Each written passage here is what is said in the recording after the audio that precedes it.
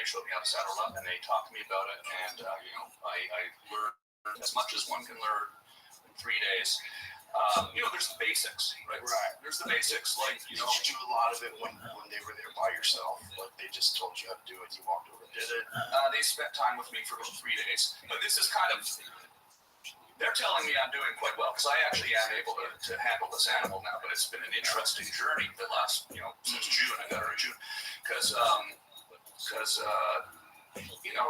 at first it's, at the very first sort of on the surface way that you ride a mule is you look where you want to go.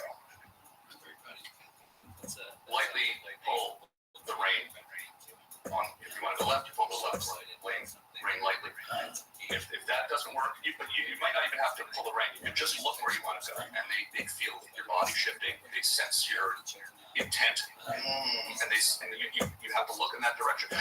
When you link up with the track, it's like telepathy for sure. It really is, and you feel it, and it's such a really cool feeling when you really get into the pocket with it.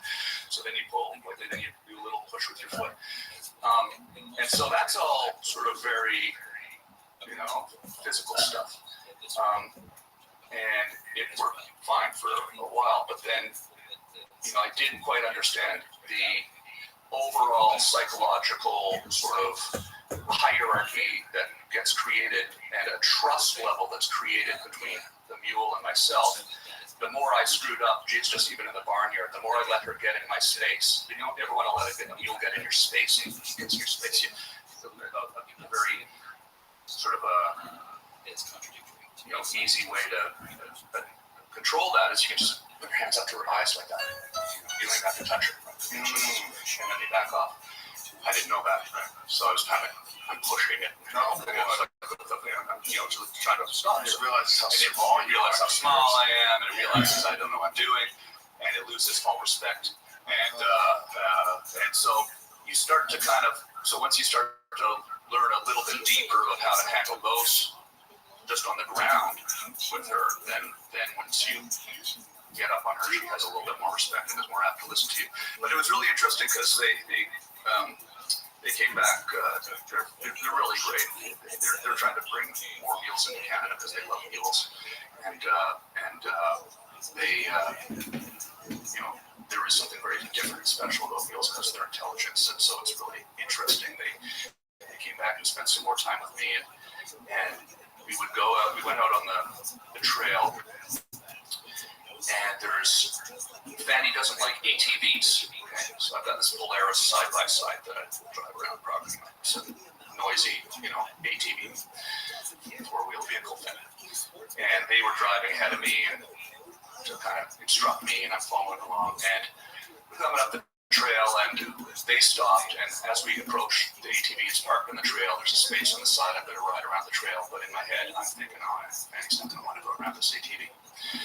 And we get up there, and I try to turn around the ATV by looking, pulling the rein, pushing my leg. She just stops. And when she stops, and when she decides she doesn't want to go, this isn't like a little trail riding, carnival horse. She gets going and will turn and really kind of get quite, aggressive in a way. And which is kind of exciting, though, I got to tell you. And I was a skateboarder. I had pretty good balance, so I was kind of interesting.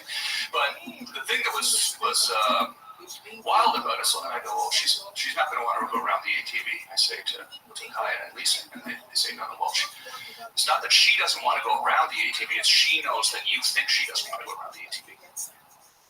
You have to think in your head that she wants to go around the ATV. What? Yeah.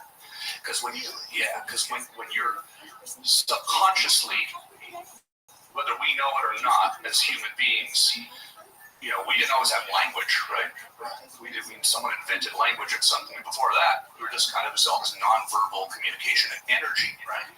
So you get up to the ATV, and if I'm thinking, around the ATV, look, my whole body just went like that. I sighed, I felt like a sense of defeat, right? She feels that just through her saddle.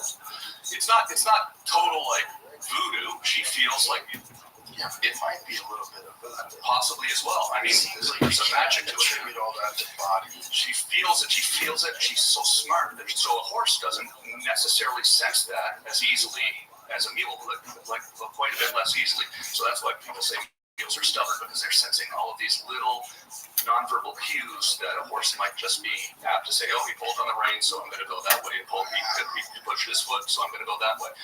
So, and that's why also mules are also extremely, they're used in war, and they're used in Grand Canyon trail riding and things like this, because, if a horse is walking along the edge of a cliff and a snake jumps out, the horse might be apt to just jump the other way off the cliff, killing himself. Whereas a mule will instantly identify cliff that way, snake that way, danger both ways. Mule will kill the snake. It'll stop the snake. So, or it at least won't jump off the cliff. Right. So that's way better. Yeah, better. I think we should just all have mules. All mules. You should get a mule. You should get a mule. I definitely would not have the time to be training a mule. It seems like that's it. Here's my question, though. This is the other question I gotta remember. Why would you think that the wolves would not attack the mule? Well, it's not, first of all, because, like, if she's scared of the wolves, I think she should be scared of them. Donkeys and mules, but especially donkeys, mules have donkeys, so they're actually used a lot as livestock protection animals. So because they'll stomp out a coyote or a wolf, so a lot of farmers get them, put them in with their sheep, and they'll actually protect the herd. So that's awesome. So it's not impossible, but it is pretty uncommon that coyotes, and in my area, the wolves are not gray wolves; they're timber wolves, so they're not, as big, but they're big enough though. They're about the size of huskies. So they mostly kill deer and smaller stuff. They don't try for elk. Because the big gray wolves will take out elk. Yeah, I'm sure they. I think moose. Yeah, absolutely. Moose are so big for a wolf to take out moose. That's crazy. Yeah. These are my trail cams at my place. Drop a deuce right there on your trail cam, staring you in the eye. That's an alpha move right there. So I guarantee that's the alpha. Yeah. He knows you got that trail cam. And you say, Tom Green, check this out, bitch. Shit. So it's the only way to know 100% for certain that they're wolves and not a hybrid. I know you know all about this, Joe, but like the coy wolves is to do a DNA test.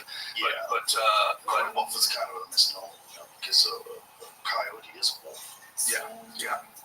The reason why the coyotes spread so far across the country is because they have like a built-in mechanism to protect them from gray wolves, because gray wolves would kill the coyotes, whereas the red wolves in the East Coast would breed with the coyotes, and that's where you get the coy wolf. I think they're viable. I think when they breed, they can breed. I don't think they're like a donkey or like a mule, rather. A coyote and a wolf. I think when the coy wolves, whatever they call them, coy wolves, I think they're viable. I think they have babies. Yeah, absolutely. No, they are for sure. And it's not really. It's not different. It's kind of like two different kind of dogs or something. Exactly. Yeah, because I've been getting some information about this from a wolf researcher who lives near me, and he has sort of put out some trail cams, and we've actually laid out some fur traps that you can get a little bit of their fur, and we send it for a DNA sample to find out exactly the percentage of DNA that wolf to coyote doesn't have here. Because it's kind of, I don't know, you live out in the wilderness, you find these kinds of things. I find it quite interesting to just really dive into it deep. Oh, it's fascinating. You're out there in the real wild. You're in the wild where there's packs of predators in your neighborhood.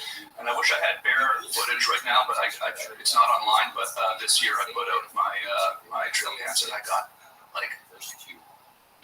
I'd say a little more than a half dozen distinct different bears on that exact trail, which is on my property right by my house. Brown bear or black bear? Black bear, yeah. We don't have grizzlies out east, so it's just in Canada even. It's all they're all. The liberals will try to reintroduce them.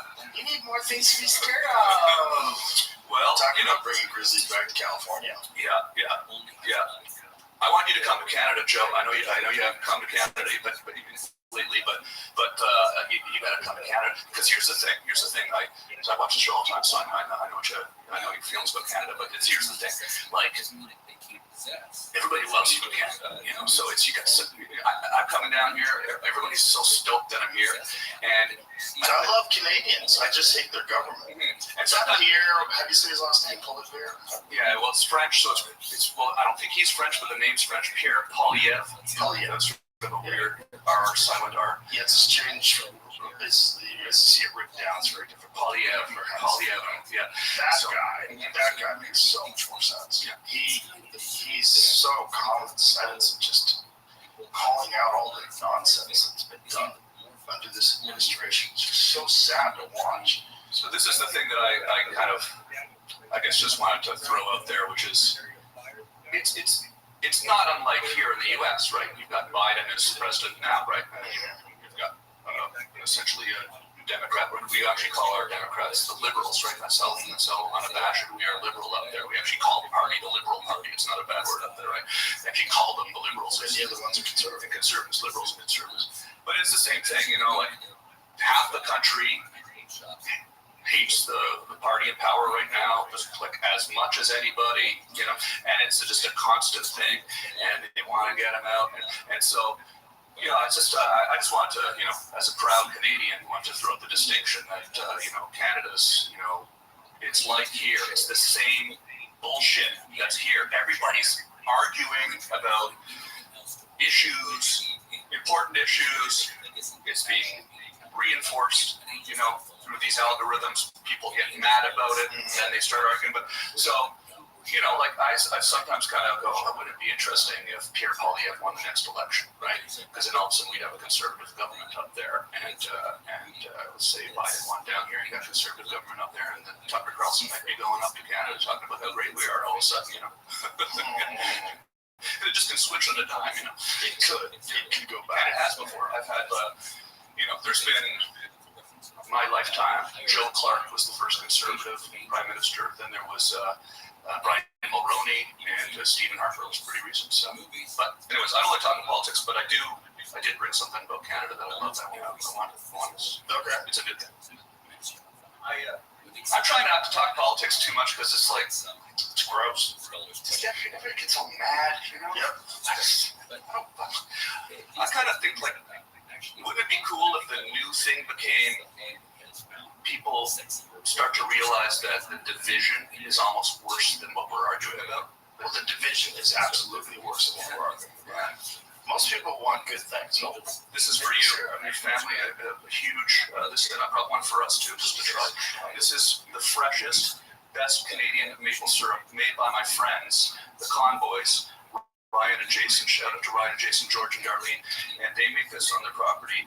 They have thousands of maple trees tapped, and this is a family-run business. They've been doing this for hundreds of years. But that is a lot of work. Yeah, it's a whole maple syrup, like making. I've watched people make maple syrup on YouTube. It's a lot of work. Yeah, it's crazy how much work is involved, and it's really kind of incredible to go see how they do it because they've built these. I can't describe it properly, but reverse osmosis machines where they have tubes coming, with the sap from in the spring, the sap starts flowing, comes through these tubes from all through the woods on their property. It runs out to their barn where they have these machines that do something called reverse osmosis. I don't know what it is doing exactly, but they have to do it. And then it goes into this giant vat with fires, with wood burn fires, and they boil the sap down until it becomes thicker and there's more sugar content, and then you have this delicious syrup that I bought a couple of. It's literally the blood of trees poured on pancakes. It is, and what? Are we gonna drink it like in shot I glasses? just thought, as opposed to drinking whiskey till we're on the floor this time, I never made it to the floor, sir. I maintain.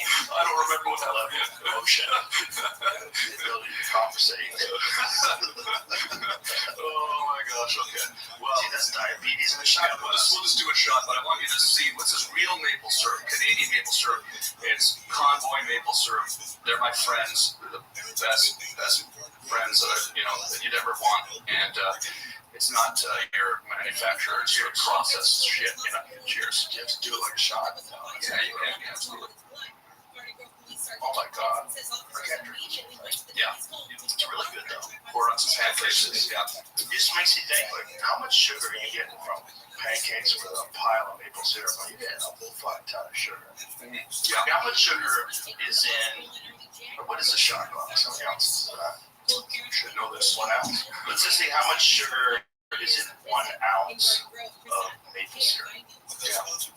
Yeah. God, how could you drink that? Yeah, no, you don't really drink maple syrup, right? We're just doing it for fun. Pour it on your pancakes. It's amazing how good it tastes on your pancakes. You know, it's good with coffee. Put it in your coffee in the morning. So I keep a big jug of it. 17 grams in a shot glass. Yeah. And I guarantee you, if I'm having pancakes, I'm drowning those bitches. Absolutely. So I'll get you more of it whenever you need some. It's the best. It's different than Waffles with that on? Oh, yeah. Lots of butter. Oh, yeah. Up to 20. Okay, 20. So if I'm having pancakes, I'm having 120 at least. Yeah. I'll pour a bunch of maple syrup on that shit. Yeah, easy 6 ounces. It's like a glass of it. I'm getting in between the stack, pouring a little in there. It's just a nice little boost, a little energy boost, It's for like 5 minutes. Yeah. Coma for the rest of the day. Yeah. This episode is brought to you by ZipRecruiter. This month, it's all about St. Patrick's Day. So, to help get into the spirit of things, I want to share a fact. Did you know that the odds of finding a lucky 4-leaf clover are 1 in 10,000? I'd say that's pretty difficult. Fortunately, if you're looking to hire, you don't need a 4-leaf clover. You don't need any luck. You just need ZipRecruiter. And you can try it for free right now at ZipRecruiter.com/Rogan. They don't need any gimmicks or leprechauns to lead you to a pot of gold, or in this case, top talent, because they have powerful matching technology that shows you qualified candidates as soon as you post a job. And once you review those candidates, you can invite your top choices to apply, which encourages them to apply sooner. If you're curious to see how much ZipRecruiter can help you, today's your lucky day, because remember, you can try ZipRecruiter for free at ZipRecruiter.com/Rogan. In fact, 4 out of 5 employers who post on ZipRecruiter get a quality candidate within the first day. Once again, to try it for free at ZipRecruiter.com/Rogan. That's ZipRecruiter, the smartest way to hire. This episode is brought to you by Me Undies, my all-time favorite underwear. I'm wearing them right now. I don't even have to check. They're all I wear. They're the shit. Guys, we're pretty much stuck with what we've got when it comes to appearances. And there are things that can help you feel more confident, though, like makeup, if that's what you're into. Or another thing that can help, I think everyone can get behind, is wearing the right clothes. And for the men out there, that means getting contoured pouch and ball caddy from MeUndies. What? The contoured pouch ball caddy, you say? This underwear makes you look good and feel good with a micro-modal sling that gives you the support you need down your nether regions. You never want to take them off. They're awesome. That's not the only great thing you can get from MeUndies either. They have a lot of different apparel, including loungewear. And everything comes in different prints, styles, and sizes, all made to be flattering and very comfortable. Seriously, the fabric they use, it's breathable, it's stretchy, it's soft, but don't just take my word for it. Try them out yourself, and if you don't love your first pair of underwear from them, it is on MeUndies. How about that? How about that deal? Good things come in big packages. Get 20% off your first order, plus free shipping at MeUndies.com/Rogan. That's MeUndies.com/Rogan for 20% off, plus free shipping. MeUndies, comfort from the outside in. Tap the banner or visit this episode's page to learn more. Absolutely. first shot, and you get another chance to score. That's right. Get a bonus bet back in the amount of your original bet if your first bet doesn't hit.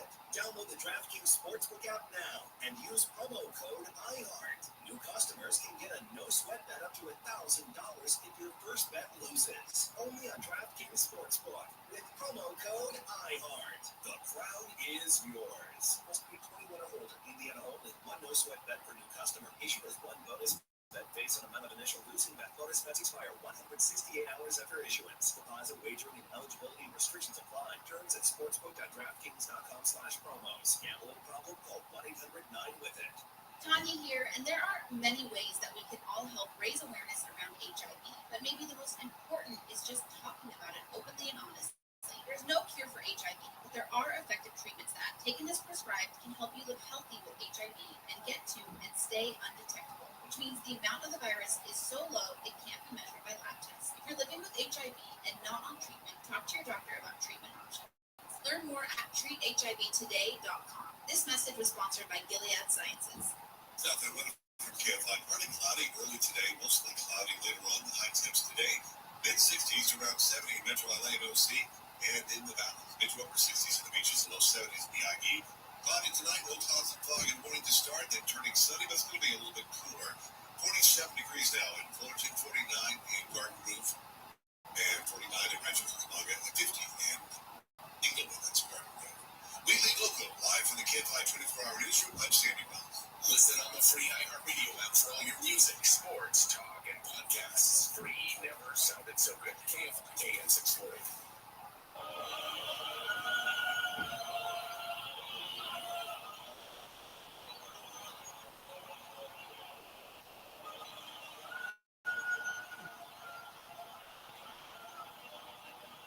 Over 2,000 years ago, I walked this earth, teaching, healing, inspiring, and preparing to make the ultimate sacrifice.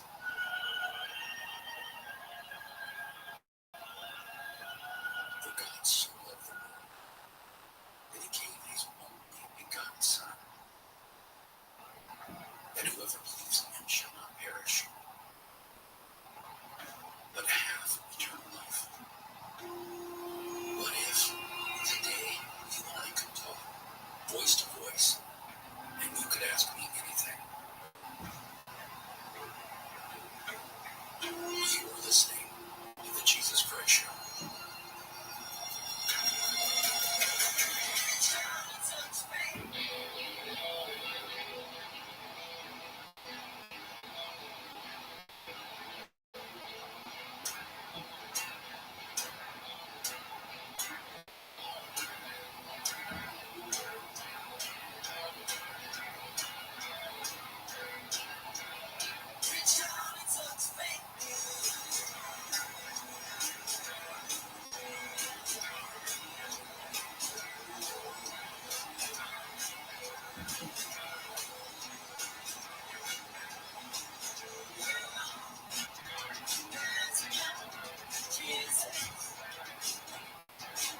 It is the Jesus Christ Show. Your holy host, happy to be with you this Sunday, as I do every single Sunday right here, answering your questions and talking about the things that truly matter in life. And of course, the afterlife. I encourage you to be bold and brave and give that a phone with your theology question or life situation question anywhere in the U.S. Avail dial 800-520-1534. That's 800-520-1534. You can also follow us on Twitter at Jesus Show.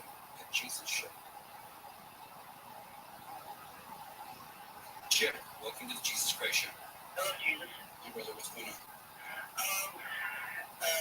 Roughly, I don't know, 10 years ago, I was heavily involved in the church, and things were going great, and then all of a sudden, my prayer life became, I don't know, for lack of a better description, putting my prayer in a bucket that disappeared into the black distance. And when it started to happen, I recognized it immediately because I was so used to feeling the presence of God. Just in, I drive to work, I talk to him, and, moving on, I talked to him, and he was always there, whatever. And then this started, and I recognized the change immediately. And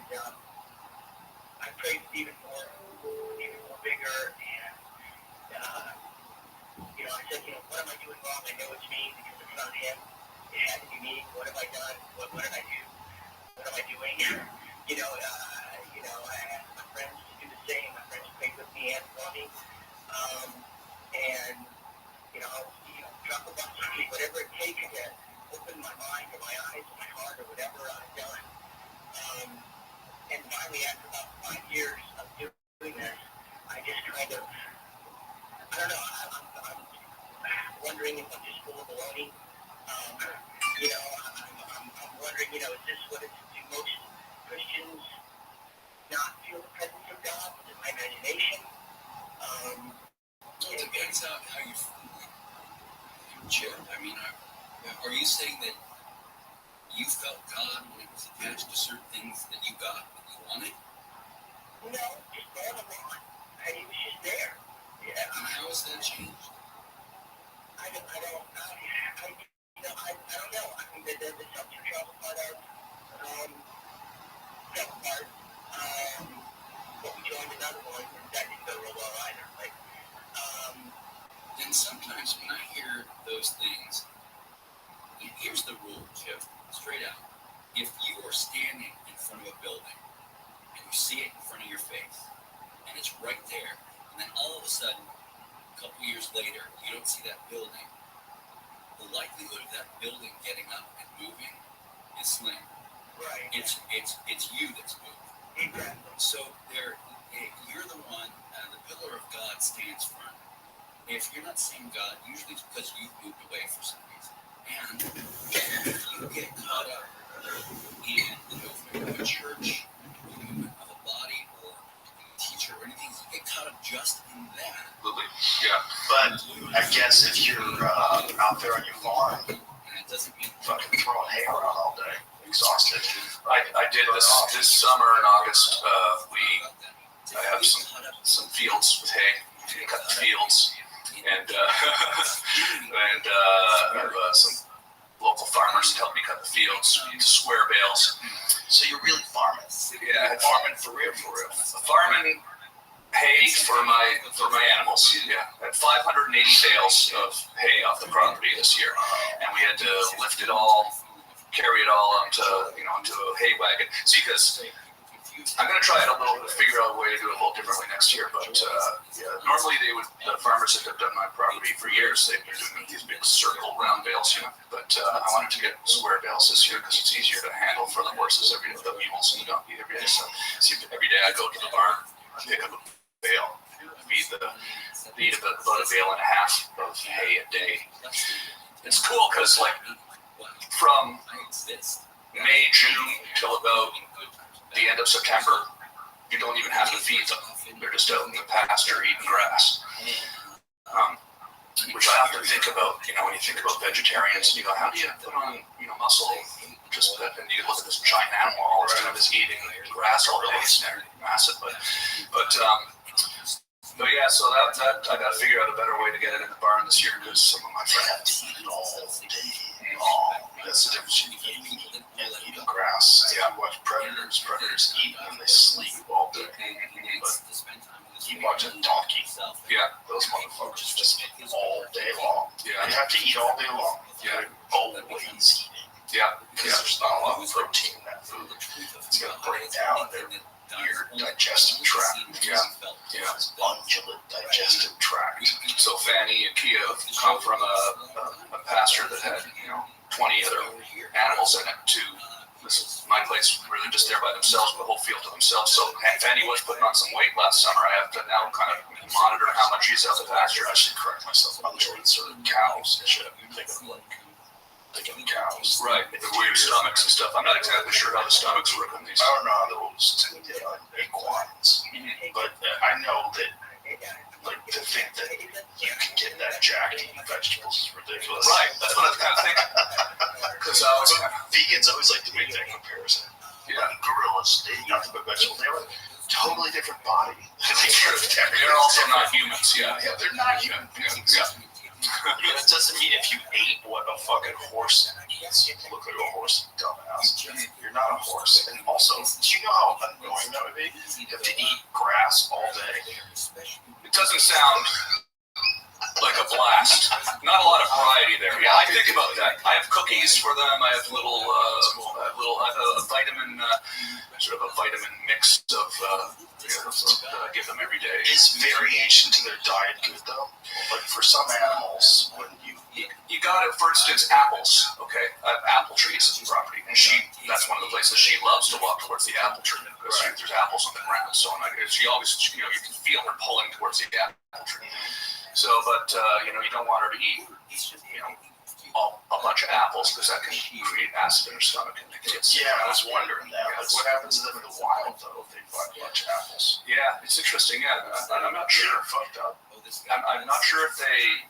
I don't know the answer to that. But maybe they kind of somehow self-regulate when they're left to their own. But you can feed them carrots and one thing I haven't done this yet, but I understand that they really like. I was just told because I'm actually thinking what kind of variety can I give the ladies? So they really like a frozen watermelon to be tossed into their. So I know the bears like that too. Oh yeah. Yeah, went to a grizzly bear. I guess it's just like a conservation center where they have these enormous plates. It's in Montana, but they're like captive, but it's really an enormous construction thing. And the bears have like swimming pools and shit, and they would roll them out, these frozen watermelons, and watch them bite through a frozen watermelon will scare the living fuck out of you. Right. Because they go through it like it's nothing. A grizzly does that. I've seen hippopotamus do it on YouTube, but a grizzly does that too. I think most of the time hippos are doing it. It's not with a frozen one. Yeah. But they were saying that this bear's favorite tree is frozen watermelon. So they have one frozen watermelon. You just go through like it's a grape. See, grizzlies are terrifying. Although I admit that I am also actually it's probably not really warranted or fear, but I am nervous about these black bears, on the property. You should be nervous. What are you talking about? They do attack people occasionally. They will attack you. And if black bears attack you, they're attacking you to eat you. Yeah. It's a little bit different. Statistically, the odds are in my favor. I think it's not as like grizzlies. They've attacked a lot of people. I think black bears maybe only attack like one person a year or something like that. They attack people. Yeah. There's a guy who killed him over by Rutgers in New Jersey. He was killed by a black bear. Yeah. There was a friend of a buddy of mine who went hunting for his very first trip. He was in his tent at night, and a 500-pound predatory black bear tried to remove him from the tent. And his friend shot the bear and accidentally shot his friend in the wrist. Yeah. So he got shot in the wrist with a rifle. The bear gets shot. The bear runs off after it gets shot, and then they don't. I think they recovered it. I think he's dead. But imagine your first night ever camping in a tent, and a black bear tries to pull you out and eat you. Yeah. So I think sometimes people bring food in their tent. That's one common mistake. So yeah, your food, bitch. Your food. Your food in a tent. Your pigs in a blanket. If you bring in you should really. That is one thing that is why they go in the tent slot. They smell. Someone brought their sandwich in the tent or whatever. That's true. But yeah, no. I mean, look, I'm right there with you. There's something about it though that when you're out there in nature and you're sort of natural instincts kicking. You feel it, and the fact that there is something unpredictable or that you don't understand out there is kind of exciting. Like the fact that there is. I'm not really truly expecting to get attacked by a bear, but your senses are alert. You're listening into the woods. They're there. They know you're there, and they probably left. But maybe this is the one time where they're walking along with their cub, and you get in the wrong position at the wrong time. And so, often when I go for a walk, I have bear spray on me. I sometimes, have a rifle on me. I don't carry it with me every time I leave the house, but I've got a few rifles, and that I've not really been a hunter, in my life, but I kind of. So many people around me, or the country, everybody hunts, and I think I'm gonna maybe 150 acres. So it's kind of certainly hunting. Yeah, and there's deer, and it's quite something that I never really expected to kind of live like that, but it's really kind of interesting. And then it backs onto lots of thousands and thousands of acres of protected wilderness. So they, it's You about hunt back there. yeah, and on my property too. So So what is the tag allocation like? Do you get landowner tags? Do you get tags because you're a resident of the area? you still have to get a hunting license. So in Canada, it's if you want to get a rifle, first of all, it's completely different than in Texas, right? You can't just go buy one. You have to go take. It's like getting your driver's license. Essentially, you have to go take. You have to write a test, and you have to pass it, and you have to do a course, a safety course, and then you have to send that into the RCMP, the Canadian, the Mounties, right? They review it, and then a couple months later, you get your non-restricted firearms license, which allows you to go buy a rifle. I've been collecting lever action rifles, so I'm just, that's cool. Relatively new to this, but when I was out in the desert, I had a shotgun with me. I had a hunting license when I was in New Mexico. I was trying to hunt some quail. Never saw a bird though, so it was hunting, but I never saw anything, so I didn't really do. It's hard to hunt. I'm still hunting, but I never saw anything. So, but so it's there's that's why. Trying to think of what I want to tell you here, Joe. That's why I think I really would love you to come out to Canada sometime and visit maybe and come up and do some shows up there. People would love to see you. And there's just such a huge outdoors hunting, fishing culture. That's what being Canadian is. Once you get out of the city, right? It's people are just it's people love to hunt, people love to fish. I go ice fishing with my friends. We go set up Didn't they put new restrictions on firearms up there? They just banned handguns, absolutely, yeah, but not rifles, yeah, which is pretty extreme from an American standpoint, certainly. I mean, to think that. So you own handguns, do you have to get rid of them? No, you're not allowed to sell them to anybody, and you're stuck with them. So it's that, and that's probably the biggest change that's happened. There was also no automatic weapons up there, so you can't get a AR-15, for example. It's there's that caliber or whatever. Yeah, you can't get those weapons, but you can get a rifle, a shotgun. I have a 308, I have a 243, I have a 22, I have a shotgun. I have 20 gauge, 12 gauge, all the normal hunting rifles are fine. So what was the thought process behind banning firearms from banning pistols? Well, I wasn't really kind of. I think it was just an attempt to curb. Well, they voted for the government, and the government did it. Obviously, some people aren't too happy about it. One thing about Canada is the gun culture is different up there. It's more people are. I think I'm going to get in trouble with the people that are handgun enthusiasts in Canada, but it's just not as common up there. It's more about hunting and hunting rifles.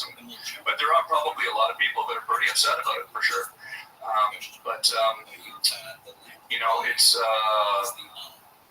They're not actually taking away people's rifles or anything like that. So, but one of the exceptions is individuals train, compete, or coach in a handgun shooting discipline that is on the program of International Olympic Committee or the International Paralympic Committee.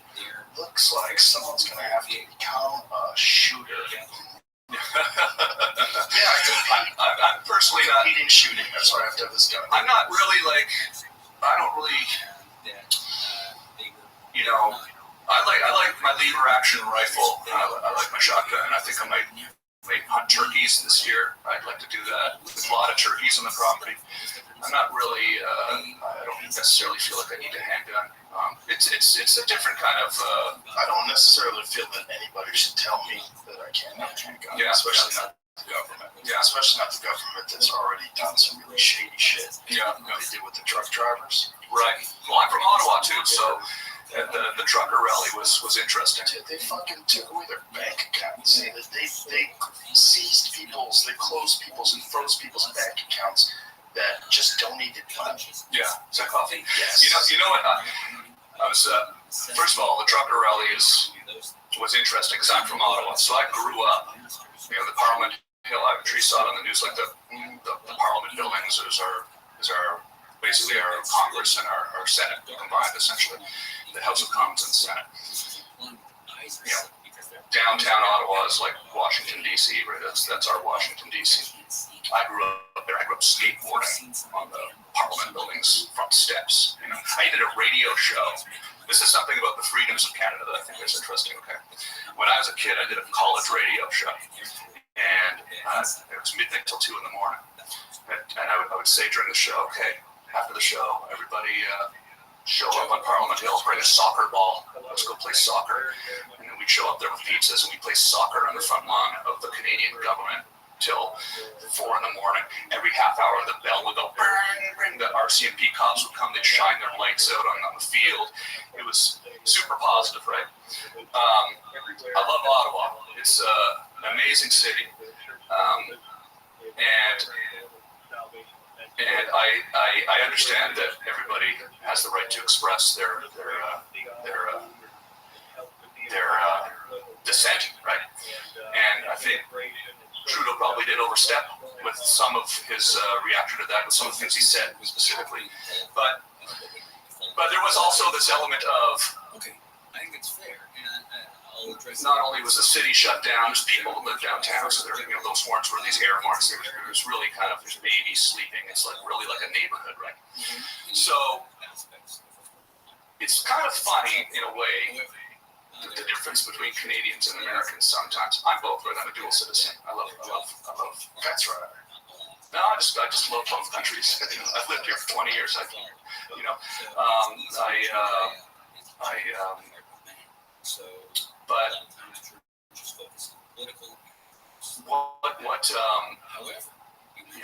What is sort of a comparable thing, I think, was, in the United States, on January 6th, they did more than freeze those people's bank accounts, right? They threw them all in jail. And so They threw a lot of them in jail. yeah, so it's sort of, I'd say it's like a comparable thing. It's like, I guess that's the thing I just kind of that's different. feel is it's like, there's sort of Hold on. comparisons. First of all, it's different because they entered into the Capitol. Right. You're not supposed to do that. A lot of people broke glass, smashed windows, they did a lot of shit. It was also, it's not comparable because it seems like they were instigated in some way, at least partially, by people in the audience that wanted them to go in there. Now, whether those people were federal agents, or whether those people are Antifa, or whether those people were Democratic operatives that want to turn this into chaos because it's a great way to attack Donald Trump. Whatever it was, there definitely was people that were instigating people to get these video recordings of. There's also weird instances of cops opening gates, letting people in. The fact that it was severely underpoliced. When they had the George Floyd protest, the Black Lives Matter protest, they had way more cops there for that than they did for this crazy thing where the dude is denying the election and his rabid fans are going to show up, and you're not prepared for this. The whole thing seems like, if I was going to make a playbook, if I was going to instigate a bunch of dumbasses to go do something really stupid because it'll make their leader look like a fascist and Hitler, that's how I would do it. So you have that too. It's not as simple as the trucker protest was a legitimate protest where a bunch of people were like, why are you telling me that I have to take this experimental medication or I can't work? Like, where is the fucking information? Where is it? Over time, we've seen now that the studies that they did do, they don't have to release them for like 75 years. You know about all that? Like all of the paperwork involving the vaccine? What is the exact ruling of like what information they're withholding for 75 years? Let's be real clear on that. But then it's also how many people we know that got injured by it. You're smart to be reluctant to do something that's new, given the history and track record of pharmaceutical drugs in this country. Which when you have a novel, new thing, the idea that this is going to be the one that's absolutely innocuous. You should have, at the very least, you should be able to consider not doing it, talk about not doing it. Listen, man, there's no drugs like that. There's no drugs that have a gigantic effect on anything that don't have some people that have horrible adverse reactions to them. Even normal shit. some people die from Tylenol all the time, man. They overdose on it. People die from all kinds of medication. It turns out they have an allergy to. It's like weird shit happens with people. And people are right to be reluctant. Yeah.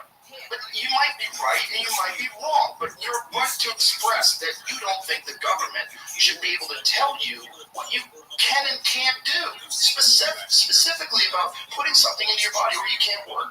That's crazy. So that's that protest. It's a different protest. Yeah, the whole vibe behind it's different. Absolutely. It's It is a different subject for sure. It's in response to tyranny. FOIA requests. The FDA had previously said that it takes approximately 8 minutes per page to process records for the FOIA request, and that it could only review and release 500 pages a month, which is 6,000 pages a year. At that rate, it would take 75 years to release all the data. That's crazy. Yeah.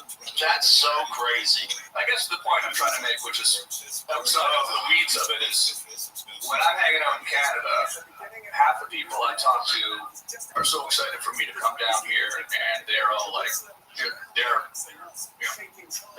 supportive of the Trumpers, right? Like this was not some fringe thing in Canada. Maybe the people that actually got in their truck and drove there and camped out there, maybe that was a little bit more of a, dedicated protester than the average citizen. But there's, it's just like here, you get people, fuck Joe Biden. Fuck Trudeau. You know what you would probably be amazed to see. I don't know. This is so common in Canada that we just don't even think to mention it. Driving around everywhere in the country, in the city, everywhere, people pick up trucks, fuck Trudeau flags. Yeah. It says fuck Trudeau, black flag, white letters, Canada flag on it. People are mad, and so it's not just like everybody in Canada is just down with it. Now, enough people are down with it that he got elected, but he may not get elected next time, and then that'll be. I hope he does. I just feel like it is down. If he gets elected again, you guys are gluttons for punishment. Yeah, it could be the same as here. Biden could get elected again. Trump could get elected. It's sort of like this is. I was thinking the other day. I'm almost kind of wondering. This is obviously a stupid idea, but I'm wondering like maybe wouldn't it almost be better if we just got rid of the elections and just let the Conservatives run it for 4 years, and then just automatically the Liberals run it 4 years. I can pick a million holes in why that wouldn't work, and just let it go back and forth. And then people can just be like, okay, let's just all get along. Let them have 4 years of running the country, do what they do, let the other side run for 4 years. It's kind of a pendulum that goes back and forth anyways. And then we can kind of get back to, just all getting along. And, even if that did happen, the same problem would take place. And it's that the people that are embedded, that are running the government, the real people behind the curtain, they're always there. Yeah, they don't get elected. They're always there. Those are the people that are actually running the government. So it would be the same horse shit that we're dealing with now. Every 4 years, some new spokesperson comes in play, and they do a bunch of shit that pisses off half the country. And the same thing behind the scenes, the same people are running things. Yeah, it's so frustrating. And I got to the point where I started to kind of just try to disconnect from the conversation, which sounds sometimes I feel bad about it because you want to have a social contribution awareness. Yeah, but then you go, man, I'm just talking about the same thing over and over again. It's like, what I was gonna say though is that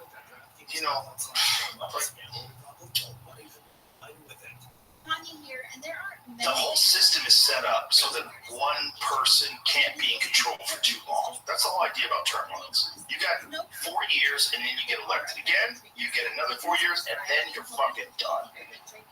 I'm just saying this. This is not something that I fully support, but there's something to be said for someone staying in there for a long time and getting it right if they're good at it. Yeah. Right? I mean, if I was in any other job, it would backfire with power and control. The problem is we are terrified of having someone like Putin, who's in control of Russia for decades, right? But if you had someone who was good at the job, you would want them to stay on the job. Like if you have the best CEO of your company, you're making record money and everything's doing great, the products are incredible. Yeah.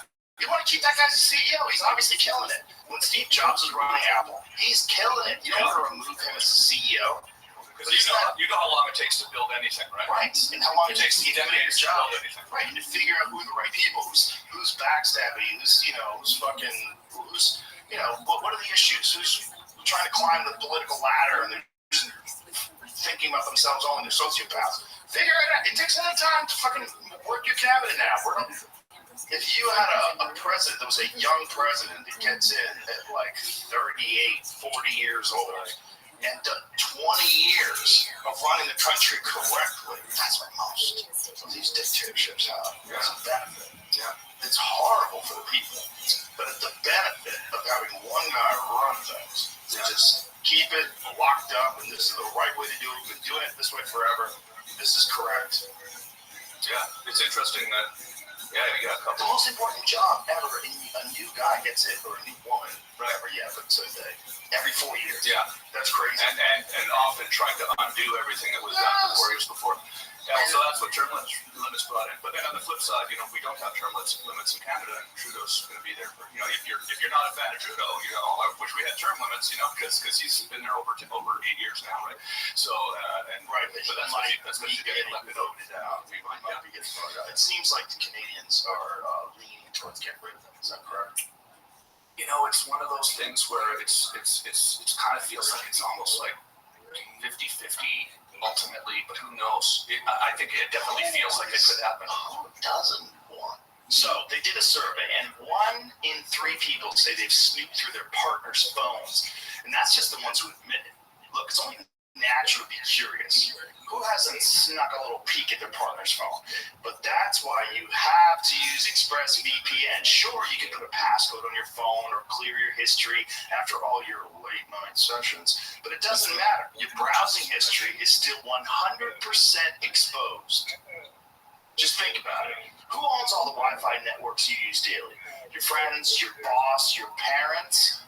Well, if you're using their Wi-Fi, they can see everything. To truly protect your privacy, you need to use ExpressVPN. With ExpressVPN, all I have to do is tap once and boom, everything I do online gets sent through an encrypted server. No one has access to my browsing history but me. End of story. And I've said this for years. ExpressVPN is hands down the best privacy tool on the market. It's easy, it just works. Whether I'm on my phone, tablet, laptop, literally everything. When the app turns green, I'm clean. So, use my special link to get the best possible deal on the VPN that I trust to protect my information online. Visit expressvpn.com/Rogan. That's get 3 extra months for free. It's expressvpn.com/ROGAN. expressvpn.com/Rogan. Who are those people? A lot of it's regional. I guess it's you know what? I kind of if we were going to talk about this, I wanted to kind of sort of make this point because I want Americans to understand what Canada is. It's exactly like here. It's the same type of people that like Biden are the people that like Trudeau. Like the people in Canada that vote for Trudeau are the exact same people that they like Biden too, right? There's nobody in Canada that likes Trudeau that also likes Trump. There's also nobody in Canada that likes Pierre Poilievre that likes Biden. It's exactly the same. It's the same division. Even on social media, it's the same. Like you go on social media, you go on TikTok, you got angry conservatives in Canada saying fuck Trudeau and we're turning into a communist country and all of this stuff, like completely the exact same thing as here. So it's just if I'm not here like trying to be a spokesperson for Canada or anything, but they would not want that. Well, I think that's what scares us the most about Canada is that Canada is so similar to the United States, but we're seeing your rights erode. There's also weird bills that keep getting passed. The C-16 bill, mandatory pronouns, mandatory use of someone's pronouns. And then there was the fact that you guys don't really have freedom of speech, but you have hate laws. You have hate speech laws. And then you also have some weird shit going on with Canada trying to regulate the internet. And with the government trying to regulate podcasts and make podcasts subject to their... They did try. They did a little research on this. Yeah, he's like They tried, and they haven't put into effect that regulation of the internet as far as regulating disinformation. That has not been put into effect. And Trudeau actually said he would not put that into effect. It was sort of a subset of, it's sort of like, you've got your extreme left wing here, and then you have cooler heads, and they did not actually put that into effect. Is it still on the table? Trudeau has said that he would never put that into effect. Well, I think he's saying that now because he knows he's fucked. And so the Canadian Charter of Rights and Freedoms, okay, that's kind of like our constitution, I guess. They say you have freedom of expression, freedom of the press, freedom of assembly. So we do have the elements of your government that we consider that. Yeah, but it's like it is. And that's the same. It's the same thing. Like if you don't agree with it, then it's the same thing as it's the same thing. Because it's interesting. Like I just really want to make Americans who is not have never been to Canada. Like I understand that. The Canadian ministry all together. I would consider it something. Travel. You know what I'm thinking? Like in Canada, you don't have to be born in Canada to run for Prime Minister. You can run for Prime Minister of Canada and come up and it's all this stuff. I mean, you have to live up there, but it's a nice place. You come on up to Canada, you would win too. That's the thing that would be amazing. You would win. And you could just imagine I became Prime Minister. Can you imagine? I was just thinking. Do you think it's crazy Donald Trump being President of the United States? That would be the next craziest thing. That would be the next craziest thing. More crazy. Almost more crazy. Because at least he was like hinting about running for president forever. Yeah. But I just on a whim just decided to go run for the Prime Minister of Canada and win. Because you would win. Because you have so many fans up there. You really do. And that's why I want. That's so scary. That is so unqualified. Well, I mean, you've got a lot of valid concerns, and you feel strongly about things. I think you should run. I would support you. I think that would be amazing. Or roll up to the World Economic Forum on mushrooms. See, in Canada, by the way, mushrooms are basically legal in Canada. Weed is legal. Here's something. Trudeau, again, he didn't legalize weed. That is one thing that he did. So, congratulations. It's just he's a weasel. That's the problem. He's what I don't like in leaders. This fake bullshit, fucking nonsensical gaslighting. That shit drives me nuts. It's so creepy, and then using all the inclusive terms to make it seem like everybody else is a piece of shit, and you're an amazing human being, and you're on the right side of progressive movement. It's all just a bullshit act to stay in power. And when you see politicians do it, they just fucking wet their finger trying to figure out which way the wind's blowing and say those things and then act in the interests of whatever money got them into that position in the first place. Yeah. Whatever machine is behind them, whatever support they get. That's all they're doing. And those types of politicians, that's not the only kind you can have. It's kind of like you can have real leaders. They do exist. It's such a huge sort of thing to wrap your head around. It's capitalism, it's money, it controls everything. I kind of feel just leaving Los Angeles, leaving Hollywood, right, kind of has sort of reset a little bit of life. This more than anybody else, of course, but because we even talked about this, whatever it was 20 years ago on a podcast about how you can democratize meetings with podcasting. Get rid of all this money controlling and controlling.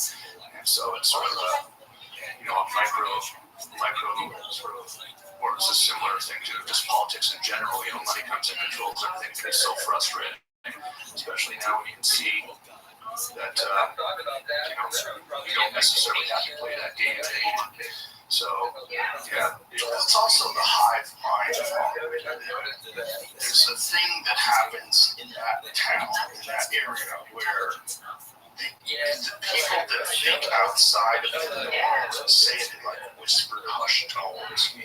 There's a certain ideology that's attached to that city, and it's not logical. It's a kooky, wacky, completely insulated left-wing view of the world, and they enforce it with an iron fist. If you're not on that team, you don't get booked for things. You don't get picked for things. If you're someone who has conservative leanings you're talking about, because there's projects you're never going to get. You're never going to be involved with. People they'll malign you, and without knowing you at all, openly prejudiced about you. And so no one does it. So everyone who goes over there who's just like desperately trying to make it, they're desperately trying to get in movies, they're desperately trying to get a recording deal, whatever it is they're desperately trying to do. The last thing they want to do is do something and talk about something that's going to politically get them at odds with the people that run the studios. So no one does. Everybody just follows the same sort of wacky ideology these people take from the universities. They go straight into working as a PA and straight into working for executives and producers, and all of those people are indoctrinated. They're all in this wild-ass cult of weirdness. And then you have people that move there to try to make it, and these people are just always going on auditions. They're always like, please choose me, please choose me. And they're not even choose me. So you try to be friends with the people who choose people. You try to get them into parties, try to introduce them to other people, try to be around other famous people. So this person's been chosen. I gotta be around the chosen person. We go to the chosen person's party. Maybe we can get chosen. And so you get this like overwhelming anxiety that fills the fucking city. Yeah. And then now you have TikTokers and influencers and all these people that are just trying to do anything to get famous. And then the reality stars and all that started it all off. And the fucking Real Housewives and all that wacky shit. You get away from that. You're like, oh, there's real people out there. There's real people. That's a storm of anxiety. Just a hurricane of confusion, so loft and fucking wow. And everyone's losing their mind. Everyone's in therapy. And everyone's fucking nuts. And everyone's trans. It's out of touch. Yeah. It's just a crazed cult. Yeah, it's like, you know, you start out as a stand-up comedian and you're trying to poke holes in the absurdity of the world, and you're saying things that are not being said on stage, and then, you know, as all of a sudden you get brought into not sort of saying the every stand-up comedian, every outlier, every person that's doing something different, punk rocker or skateboarder. My good show was so out there when I was making it. I was making it, I was rebelling against. In Canada, my little public access show, I was kind of trying to rebel against what obviously seems a formulaic mainstream way of thinking to create art, right? And then you move to Los Angeles, because we're showing on MTV, you ended up moving to Los Angeles. Now you're talking about myself now, all of a sudden being asked to go on shows, you're on these shows, and, you know, I was sort of a bit of a naive, moron, basically, you know, like purposefully so. I would go on these shows trying to go nuts, right? Because do some crazy and trying to sort of almost disrupt the whole format of it, right? In those first couple of years, as a naive person who didn't understand how Hollywood worked, and I was just, you know, I went on. I had a similar thing to our last appearance here on Jay Leno. I went on Jay Leno when I had a film coming out. I went on Jay Leno and I spit, let you roll the bar. Remember they had the bar card, the J bar. I'll roll it out on stage during the show, and then I'll do a shot of Jagger with Jay. You know, Jay doesn't. This is a crazy story. I've probably told you this before, but I do a shot of Jagger with Jay, and Jay doesn't drink, so he said, "Okay, well, I'll throw it over my shoulder." Right? So we go there, and I'm with my buddy, who's you know, I was a buddy who like pushes you further into the darkness, right? Like you got a bad idea, and he pushes you further and makes it even worse.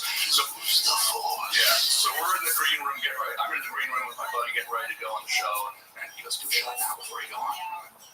Okay, so do a shot. Get ready to go on. The bit's all approved with the Tonight Show. It's a gag. They don't do it real gag, right? But it wasn't planned that I would do a shot before I go on. Do another shot. Two shots. Do another one. So now I walk out of 3 shots in before even show even starts. Yeah. Well, pretty quickly. And then I got out there and I did a shot, and the audience goes crazy cheers, right? So I do another shot. So I didn't go way too many shots, and it kind of ended up very similarly to our last conversation here. And it was actually pretty hilarious. It was one of those things where, it did get out of control. The next day, the New York Post had my picture and it said "dead drunk." It was just like one of those. And Jay called me at home the next day. "You okay, man? You really got one." But then, that was sort of the beginning of me realizing, you can't. Why Tom Green went on Leno and deliberately got drunk. Yeah. And in hindsight, I go, well, that was, kind of the outrageous kind of young version of me that I was doing in the show that made perfect sense to do that for a gag.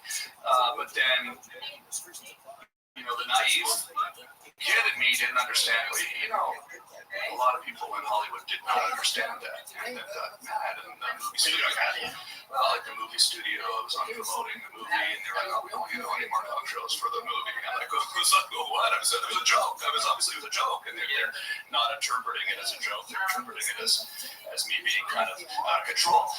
Which, yeah, exactly. But it was a manufactured out of control. I was out of control, but it was planned. Confusion, right? So, but that kind of subtlety didn't really kind of pass the smell test. So then you start to go, "Oh, geez, I better tone it down a little bit. You better tone it down a little bit," because and you sort of end up falling into that feeling where all of a sudden you're, like you said, going to an audition or driving out to a meeting and. Or trying to sell somebody. Yeah, exactly. You're hosting a late night talk show, and all of a sudden you're this sort of wearing a tie, it's odd, buttoned down, trying to make something that they like and fit into their mold, and try to get your own little creative shots off within that mold, but no longer are you actually being purely yourself, right? And so you end up living there for 20 years, and it becomes normal pretty quickly, right? And then you sort of slowly forget, this is just the way it works, I guess, now. And then eventually, one day you go, "I'm getting out of here." And I gotta say, when you moved here, it was a bit of a light bulb, I think, for me too. It's inspiring for me because I sort of realized that you always have the comic store, all the clubs, there's a scene in LA, and you're thinking, wow, it's just going to go do it on his own and just turn his back on this whole infrastructure here. So, you can't do that. You don't have to be here. And it was really inspiring, and it inspired a lot of people. And I can tell you, again, it's now living in the woods, not far from where I grew up. We had a cottage when I was a kid, pretty close to where I grew up. They've got these birds, they're called whippoorwills. Right? Whippoorwill, they make this sound, a really unique sounding bird, right? Hank Williams sings about it. And I grew up as a kid here in those woods. I mean, just a dozen here. And now, when I hear this, I feel it. The sounds of my childhood, they're enriched. The smells of my childhood, even the things, the mosquitoes, the horseflies, the large mouth bats in the lake, and the red-winged blackbirds, and all those sounds and smells and everything, and you feel like yourself again. And it's like, and there was sort of, it was for 20 years. I've been driving up Laurel Canyon, looking at palm trees, and 20 years I've 20 years in the same house. I never felt like I was actually at home. I felt like I was off on some business trip trying to, and I remember saying, even just maybe after living there 15, 20 years ago, what the hell? This is crazy. It's a weird place. It's a weird place. And, you feel almost like you have to be there. Now everything's changing on the internet. I think COVID did that for a lot of people too, because all of a sudden everybody's locked in their house. And you're dealing with people on these Zoom calls, and the internet's changed. You don't have to be anywhere anymore. We realize we can be wherever we want. You took your entire organization away, and it's bigger than ever, and light bulbs start going off, and you're like, wow, you know what? That's really cool. I'm going to go home. Well, when we were living in LA, you're always thinking of yourself as someone who wants to work with the system. You're always thinking of that. Always. I mean, I was on television shows, I did all that stuff, did a couple of movies. You're always working with this system. So no matter what you do, you're working. Even when you put out specials, you're putting out specials, you're meeting with these people, you're working with the system. And you start to think that that's what you do. That's the business that you're, but it's not. What you do is what you do. That's what you do. What you do is what you do. You can do what you do wherever you want to do. Especially once you get good enough out of it, you have an audience, you're supposed to take a chance. You're not supposed to keep living your life by these bizarre tyrants and their rules and regulations about the way they behave and the way they fucking.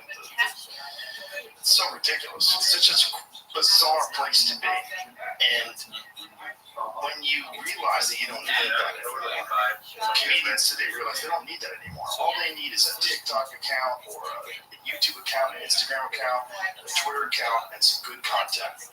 And if you get on podcasts, people will check you out. They'll try you out. And there's a gigantic organic network of comedians. We're all friends with each other, and we all get on each other's podcasts, and we all trust each other. Like, if I tell you this guy's really funny, go see him. I'm telling you the truth. I would not ever lie. And I wouldn't have them on if I didn't think they were funny. If I didn't like them. They weren't nice people. I'm not interested. So there's this beautiful organic thing. And that's the real network now. That's the real network. It's an organic network. There's no contracts. So every comic that I know that has contracts with other comics, they start doing things together, it always goes south. I mean, maybe it can not go south once or twice. I mean, maybe there's some great people that are figured out. I mean, Tom Segura, it seems like he's figured out how to do it with your mom's house, but that's almost it. Everybody else that I know that gets involved with deals, it's just fucking help each other. Just help each other organically. That was what I really loved about hanging at the mothership the last 2 nights is the energy there is different. For the comedy folks in the green room, you felt it. You can tell that you've created an energy there that is supportive. Right? All the comics are just hanging out in the green room, smoking cigarettes, and everyone's talking, and just super chill. And I did. Sometimes find that, it wasn't always like that, when you're in a comedy club. Other comedians are sometimes feel a little more competitive with each other. There's a little bit. It's so stupid. It's so stupid. Any competition that you have with other comedians is inspiration. That's all you should look at it. If someone's doing really well and you're like, wow, I wish I was doing that well. Great, that's inspirational. That's inspiration to go write more, do more sets, reevaluate your material, go over it better, do something, write more, have some life experiences to try to interact with. Let's go work harder. It's like you should just be inspired. That person's a good person. That's what we can all do. This idea that we're all in competition with each other is just stupid. It's not good for anybody. I was stoked to get to see your work in progress, your new hour that you're working on. That was incredible. That was really fun. You got such a great place to watch the show there. First of all, Fat Man room, little boy, awesome. I just love the way you set up the comics where you can go and sit on that balcony and just watch the show. And it was just really amazing to watch you work on it.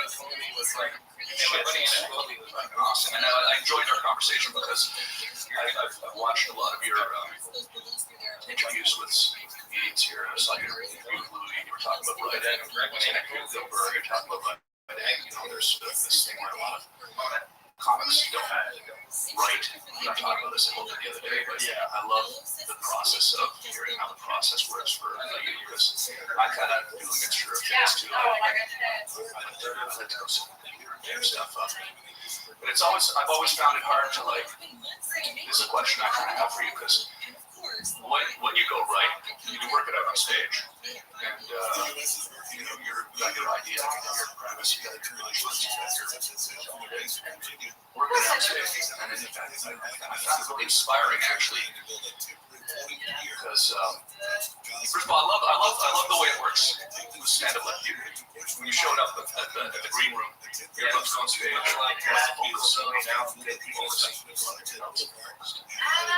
tell your focus, right? Then you go out, you kill it, you come back in and you see the, that adrenaline rush, and then everyone's just relaxed, and it's just that release, right? Yeah. And we were just talking about right age. You said you're gonna go home and actually. I don't know if you want people to know this is too far into the behind the curtain. No, it's okay. You're gonna go home and write after. I just think that's so cool. You know, once you actually go home and actually type up some stuff. That's what I do in some of my best writing. It's like a 2-hour window that I have where I'm still jazzed. You know, it's like. And you're still kind of thinking in that mindset. You know, just kind of don't let yourself relax too much. Kind of stay in that mindset, right? And then, as long as I'm not up too late where I get tired and I'm forcing it, so that if I can get home at a reasonable time and I've got a lot of energy, I get my best writing. I get some of my best ideas. Plus, I'm already thinking like comedy. Yeah. You just had it. Yeah. You have the exact words in your head. That's that. I thought was a light bulb for me. That's inspiring because I often find it's like when you write something down, you have or when you do the set, and you write it down after, and you don't go get to writing, and you never remember. But then once later, I know it was way funnier than what I'm writing. Right. So that's why recordings are so important. Yeah. Put your phone on the little voice recorder, just to get a reference. Yeah. I was talking to Louis C.K. Had a conversation with him about this, and it was pretty interesting because I've kind of, I like to drink, but I kind of I really have cut back drinking in the last. I quit drinking like 3 days ago. But stand up, I wasn't doing stand up, but I was doing my TV show. When I was a kid, stopped and did my TV show, started again, 13, 14 years ago. I was drinking a lot, like I like to drink like everybody likes to drink. I'd go on the road, and I started realizing, man, even if I go and drinking Friday night after the show, my Saturday night shows aren't as good as they could have been because I'm kind of like carrying a little bit of this alcohol around with me from the night before my night over. I quickly realized in the beginning was like, I'll have a beer on stage, right? Then I go, I better not have a beer on stage. I'll wait till after the show to have a drink. So then after the show Friday night, on the road, it's fun. You're in Cleveland, let's go, let's party, we're Cleveland.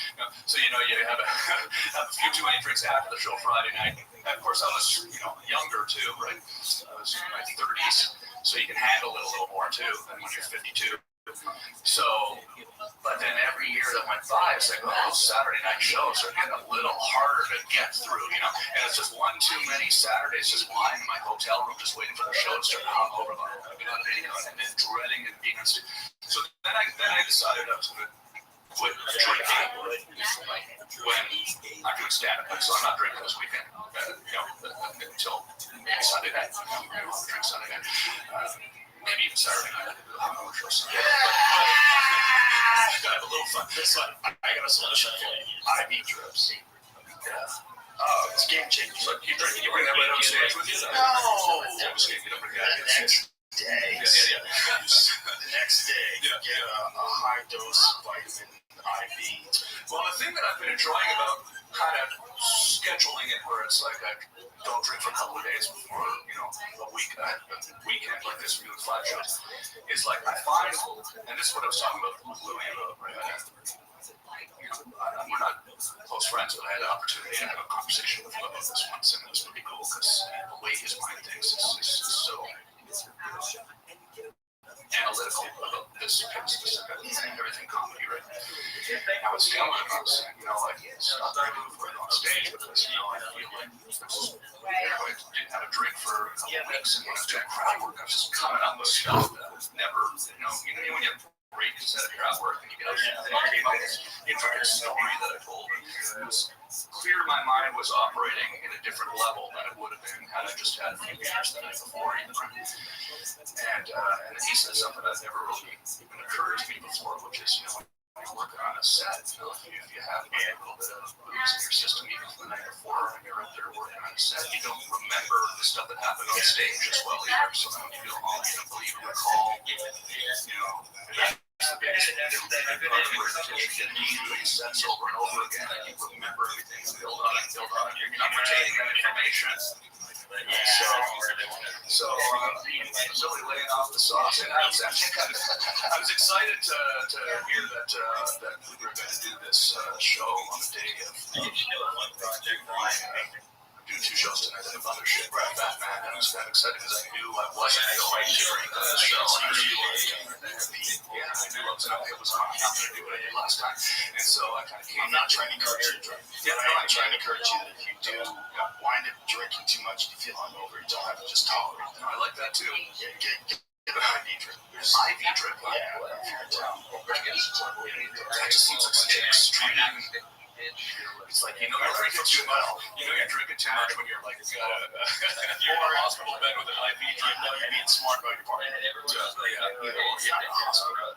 If you just sit down, you take some. The reason I told you about the reason why I wanted to come down here, Sarah, just kind of come check out and hang at the club, I was super stoked that I'm actually getting to headline the club this weekend. That was even more than I was expecting. I was just wanting to come down to see you and congratulate you on the club. And the reason it's taken me so long is I had a fundamental thing that happened after I moved to the farm. Basically, immediately after I moved to the farm and everything was going great, I had a major injury that I told you about. I won't get into too much detail about it, but I had a major injury in Costa Rica. I went down there for a vacation, and there was this, big bonfire on the beach, and everyone was having fun. I went to bed in the hotel. I wake up. I decide to go back to the bonfire a few hours later. It's like 2 in the morning at this point. The fire has gotten a lot smaller. I pick up a piece of driftwood off this beach, in this remote beach. Right? I go up and throw the driftwood on the fire. And the reason the fire had gotten smaller is the people that had been at the fire put out the fire by burying it in sand. And they buried this huge bonfire that was about the size of this room in sand. And so now there's just a little fire with sand covering hot coals about 4 feet leading up to it. And I'm walking up to the thing, barefoot, like in a bathing suit and a t-shirt with a piece of driftwood, and my foot goes into the sand, into these hot coals. Immediate realization, I fall back, so if I fall forward, my face would be burned. I immediately realizing what had happened. 3rd-degree burns on both feet, the top and bottom of my right foot, and strangely the top of my left foot, not the bottom, thankfully. And the nerves were completely burned off my feet, so after the initial shock of it, I wasn't in pain, which is a weird thing. I looked down, and a couple of people came to my sort of assistance and were putting water on it, not feeling anything. I'll get graphic because it's crazy, but the skin is just falling off my feet. I get helped back to my room. I'm not wanting this to be, it was the first day I got there, this really ruined my vacation. I'm not feeling pain because the nerves are done, so I'm just literally trying to clean it up with some nail clippers, chopping the line, trying to burn flesh off and chip photos. I do, yeah. Not unlike, I have not even, I need to see. I haven't even talked about it online. I didn't. This first I talked about it online. Yeah, I never knew that you were. I didn't want to talk about it. I just didn't.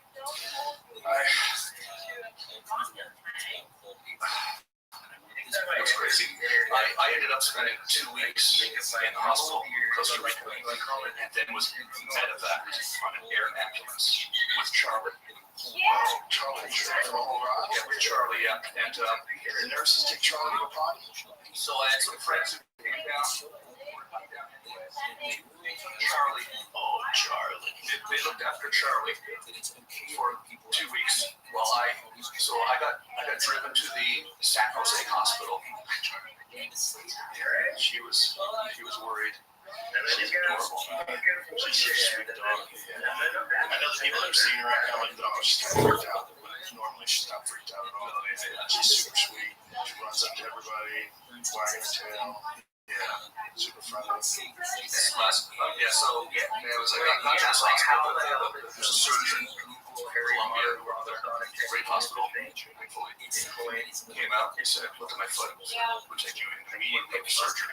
And they did skin grafts on my leg, and they took skin grafts the size of a football off my right leg and stapled 60 staples to staple the skin into my foot. And then I come out of surgery, and the doctor says to me, which I think he was trying to make me feel better, but he said, "Well, the good news is you'll probably be able to live a normal life." He says to me, it's the first thing he says to me. And I can't move. I had morphine going into my back. I couldn't feel anything below my waist. I thought I was paralyzed. I told me I would be feeling anything below my waist from this. And then I spent 2 weeks in the hospital bed, and I was not able to get out of the hospital bed for 2 weeks. That was real, yeah. This is debatably too much information, but it's interesting. You get very constipated from all the medicine that's going into you, and you end up not being able to, go to the bathroom for about a week, but then you ultimately have to go. And you can't get out of bed because your foot has to remain elevated. Oh, boy. So this is where you got to drop a lot in a diaper. Oh, Jesus. Someone's got to clean your butts. And then these Costa Rican nurses come in and clean your butts. And it was just a really interesting moment of clarity for me, where you realize you're humbled as a human being, and you realize, oh, this is I've lost all ability to look after myself, and you just kind of end up having to just kind of go with that. And it was, to be honest with you, I still think about that sometimes. It wasn't the worst thing in the whole nonsense, but they were very nice. My nurses were very nice.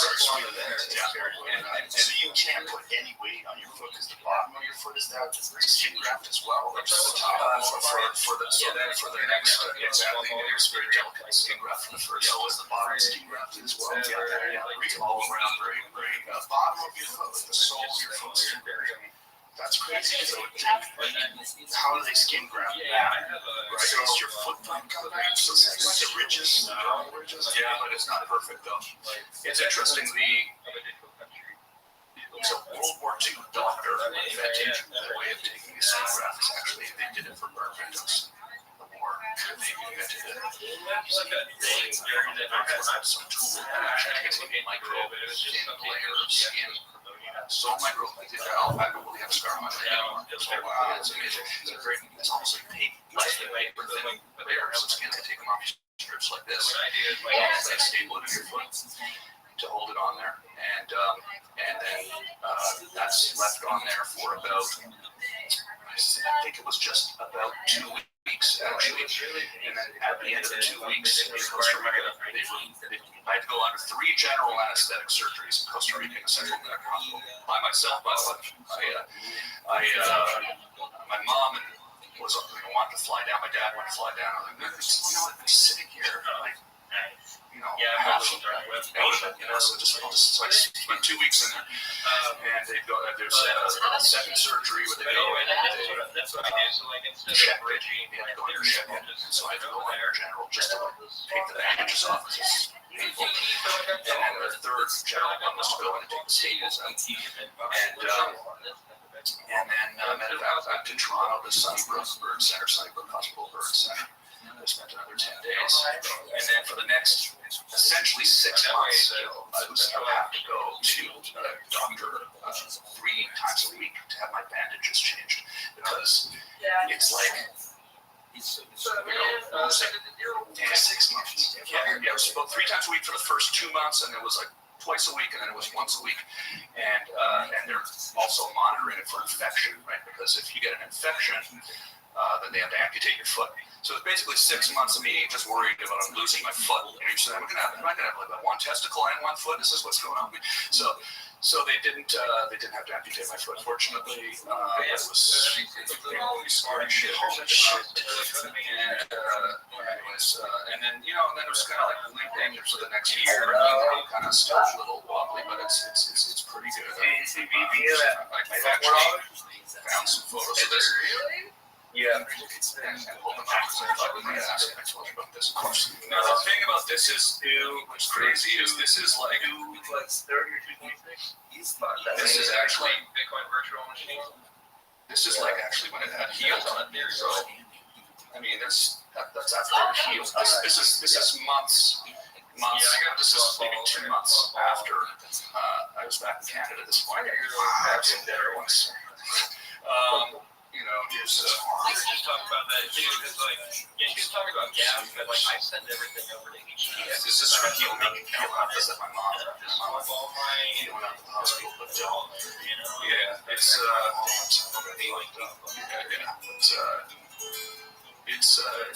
could have been worse. Yeah. But you get this sense of almost.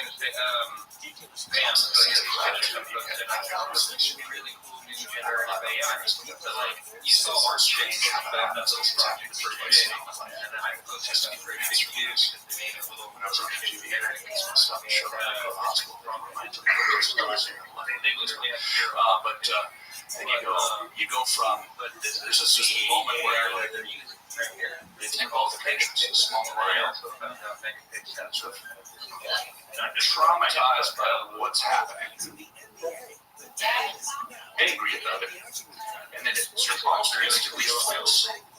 Must be some sort of human self-preservation kind of thing that's built into our way our minds work, where you're now grateful that it's not worse. It's healing. I still have my foot. This is a learning experience. I'm not going to do that again. You think that's wired in people? I think the opposite. I think that's a learned skill. I think that's something that you recognize as an intelligent person. Like, you know what? I should be thankful for what I have all the time. And we all should. It's really hard to be. You get so accustomed to the way your life is that you can't imagine if you really severely impaired. It's like after I had cancer, sometimes it comes into my mind like a little bit of like over a wave. Like I'll think to myself, if I'm having a slightly bad day, I don't for whatever reason have just sometimes I'm out doing normal errands. I'm just like I go to the gas station, pump the gas or something, and I think to myself, at least I'm not in the hospital right now dealing with some crazy, existential life and death thing, And so, maybe it is a learned thing because of what I've been through with that. Because the same thing happened after I hurt my foot. As soon as you quickly start you go from I can't believe this has happened. I'm angry. I just ruined my vacation. I might lose my foot. This is horrible too. Okay, how are we going to get better? How are we going to make sure that I do everything to change the bandages on time? Your whole life changes, right? I'm not thinking about all the things that I'm normally stressed about, whether it's work or relationships or whatever. Things that are just normal, standard things that you're pissed off about. And all of a sudden you're just I'm not even thinking about that anymore. I was thinking about making sure I don't get an infection on my foot, and you're sort of treating it like a military operation, trying to save your foot, or trying to make sure that you make the right choices in your cancer treatment. And then when you come out of it, it's true, it's possibly a learned thing. You come out of it and you realize, all that shit that I'm normally worried about doesn't matter compared to what I just went through. And then you can kind of maybe learn from that. And, you know, then as time passes, you slip back in the same routine. You start stressing out about the same things again, but then every once in a while, it pops in your head. It's healed. Yeah, outside right now, everything's good. Walking the dog in life. So, gratitude. It's also people need to experience a certain amount of discomfort in order to appreciate not having that. It's just the way we're wired for whatever reason.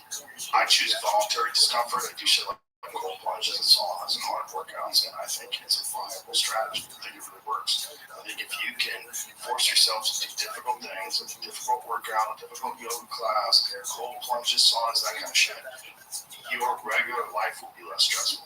Yeah. You'll be able to deal with these or seemingly high stress situations. They will seem less stressful because you're doing voluntary stress all the time. And you prepare yourself for difficult things. When you don't prepare yourself for difficult things, you can get caught up in like just traffic being something that blows your mind. You can't handle it anymore. Exactly. Yeah. I see you doing those cold plunges, and I haven't done that yet, but people do that in lakes and stuff. Yeah, it's awesome. I want to do that. Get a sauna, put it right by your legs. Yeah, I want to do that. I want to get a It's cold as fuck in the winter. Yeah, I was playing hockey on it a few weeks ago. Yeah, just out there shooting some pucks in the net.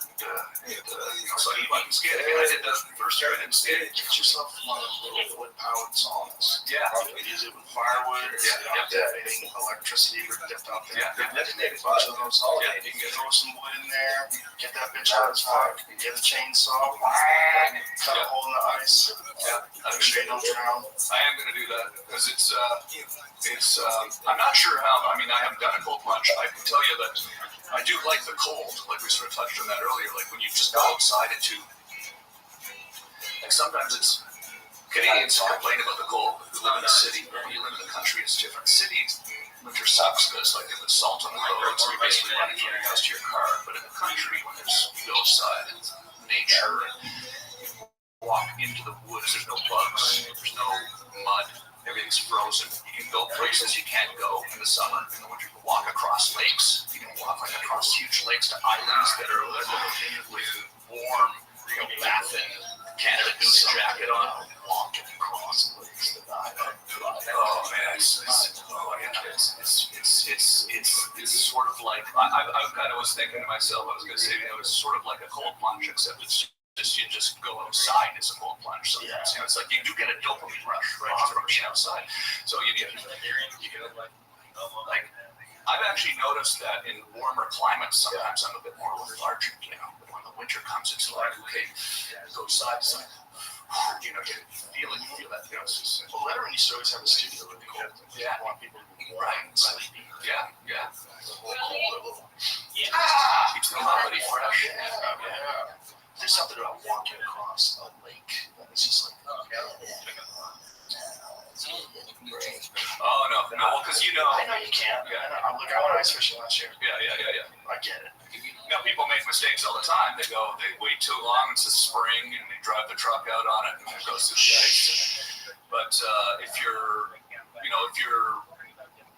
properly advised by people that know what they're doing, like people, that some of my friends out there do a lot of ice fishing. They tell you, okay. The other thing you can do is, like when I was playing hockey on the lake this year, you just stay close to the shore. So you go, okay, well if I fall through, it's only 2 feet deep or 3 feet deep here, so we won't actually be sucked away under the ice. But walking across in the middle, you're a little bit more dangerous out in the middle there.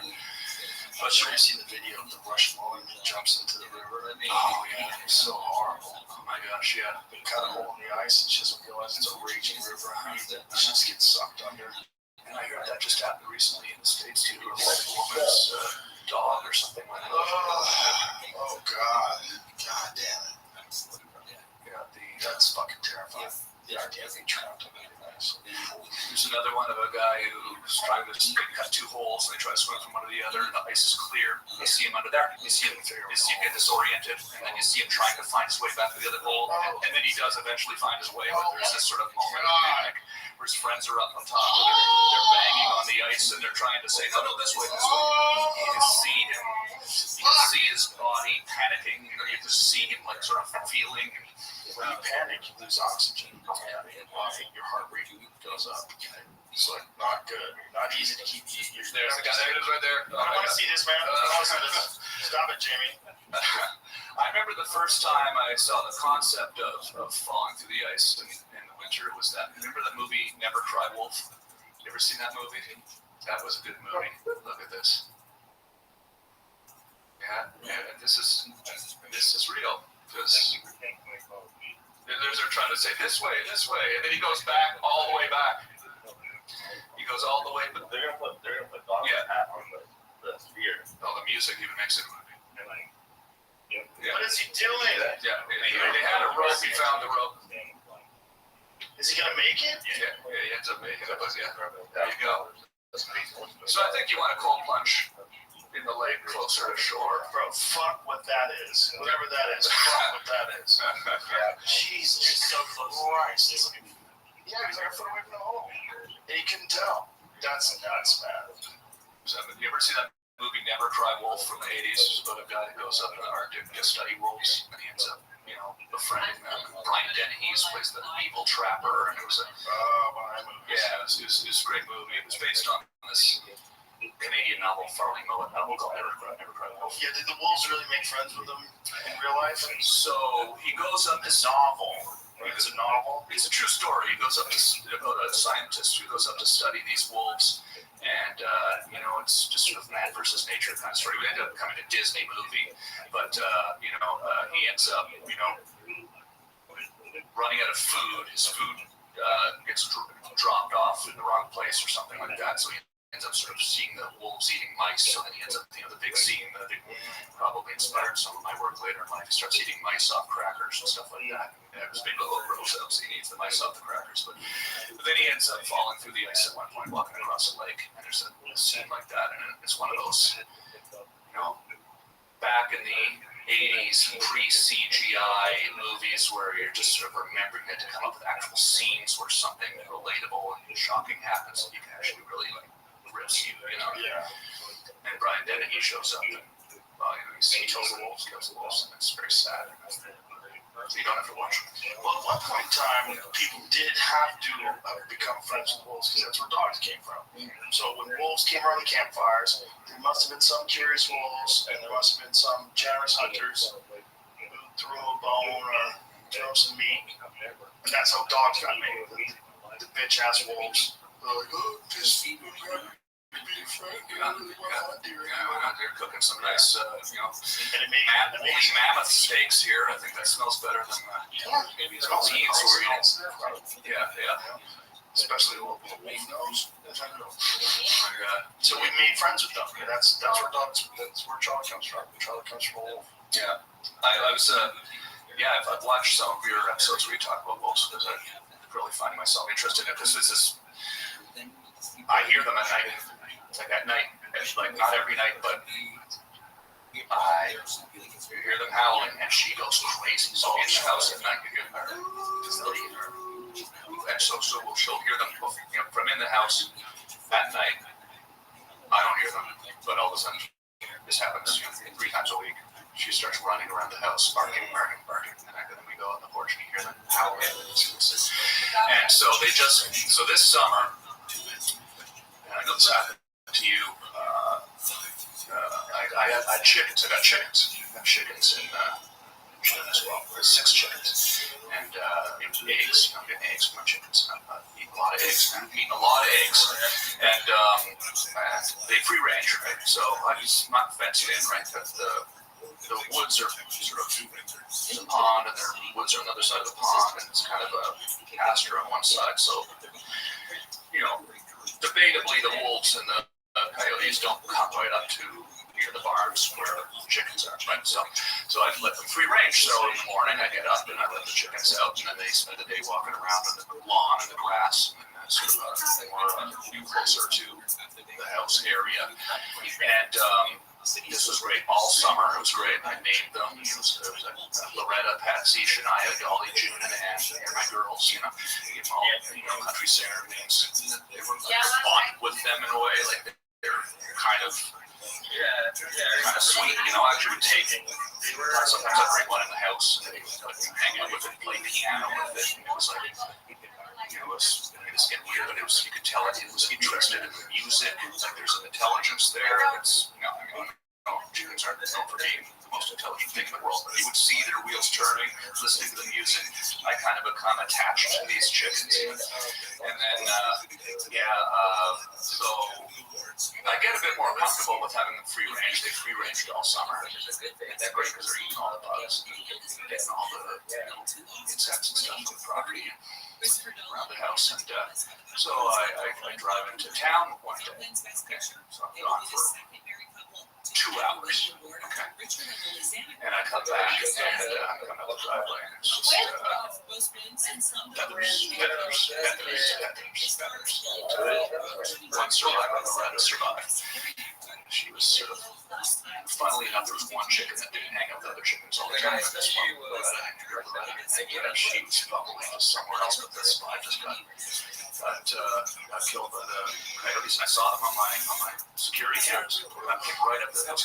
And so the thing is, like, you realize, I realize this even more after talking to the wolf expert, they were watching the house from the woods, and they saw me leave, and they knew that there was nobody there, and they chose their moment, the wolves, or it might have been coyotes that did the chickens. They waited for me. They knew my truck.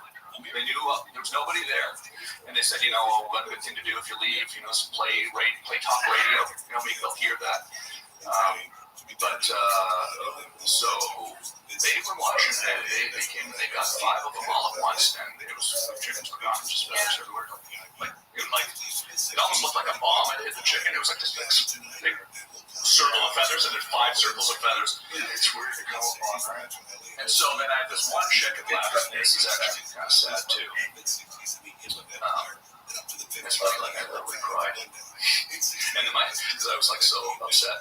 And then my neighbors, you know, who were farmers, you know, buddies of mine, came over. Oh, look at the chicken feathers everywhere, and I just thought, you know, it's normal for me to be crying about this. And I said, do farmers cry? They go, not over their dead chickens, you know. I'm like a city guy here crying over my dead chickens.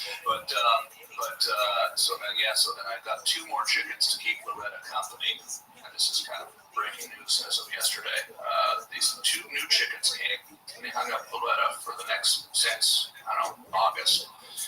And then, well, this is a downer, but yesterday I got a call, and the 2 chickens killed Loretta, the one that was from the different flock. You know, they peckered her to death last night or 2 nights ago. So, yeah, that's a downer. But anyway, so then you're like, okay, so I got these 2 fucking murderer chickens, and I'm planning to get more chickens in the spring, so I'm going to get rid of the 2 chickens. Yeah, you have to start from scratch. Because I can't keep these new chickens around. They're fucking murderers. Yeah, that's crazy. Yeah, and they're like, hi, I'm your friend. Like, no, you're not. Yeah. You killed my other friend. And they were friends for they were all together for the last. Yeah, you're supposed to do. I know. Yeah. It's not like I'm gonna rehome them. Hey, would you like these 2 murderers? You don't want to rehabilitate them either. Just Yeah. Apparently, I put them on the grill. Yeah, I was told you hang them upside down, just hold them upside down for a while, and they kind of black out, and then you don't want to get revenge for Loretta. It's a strange. Well, you know, here's an interesting thing about revenge. Well, I was thinking about revenge with the coyotes. Yeah. So here's the thing that's a very sort of odd things. You know, I love the coyotes. I love the wolves. Like, I love hearing them at night, and I love seeing them. I've had many moments where I'm caged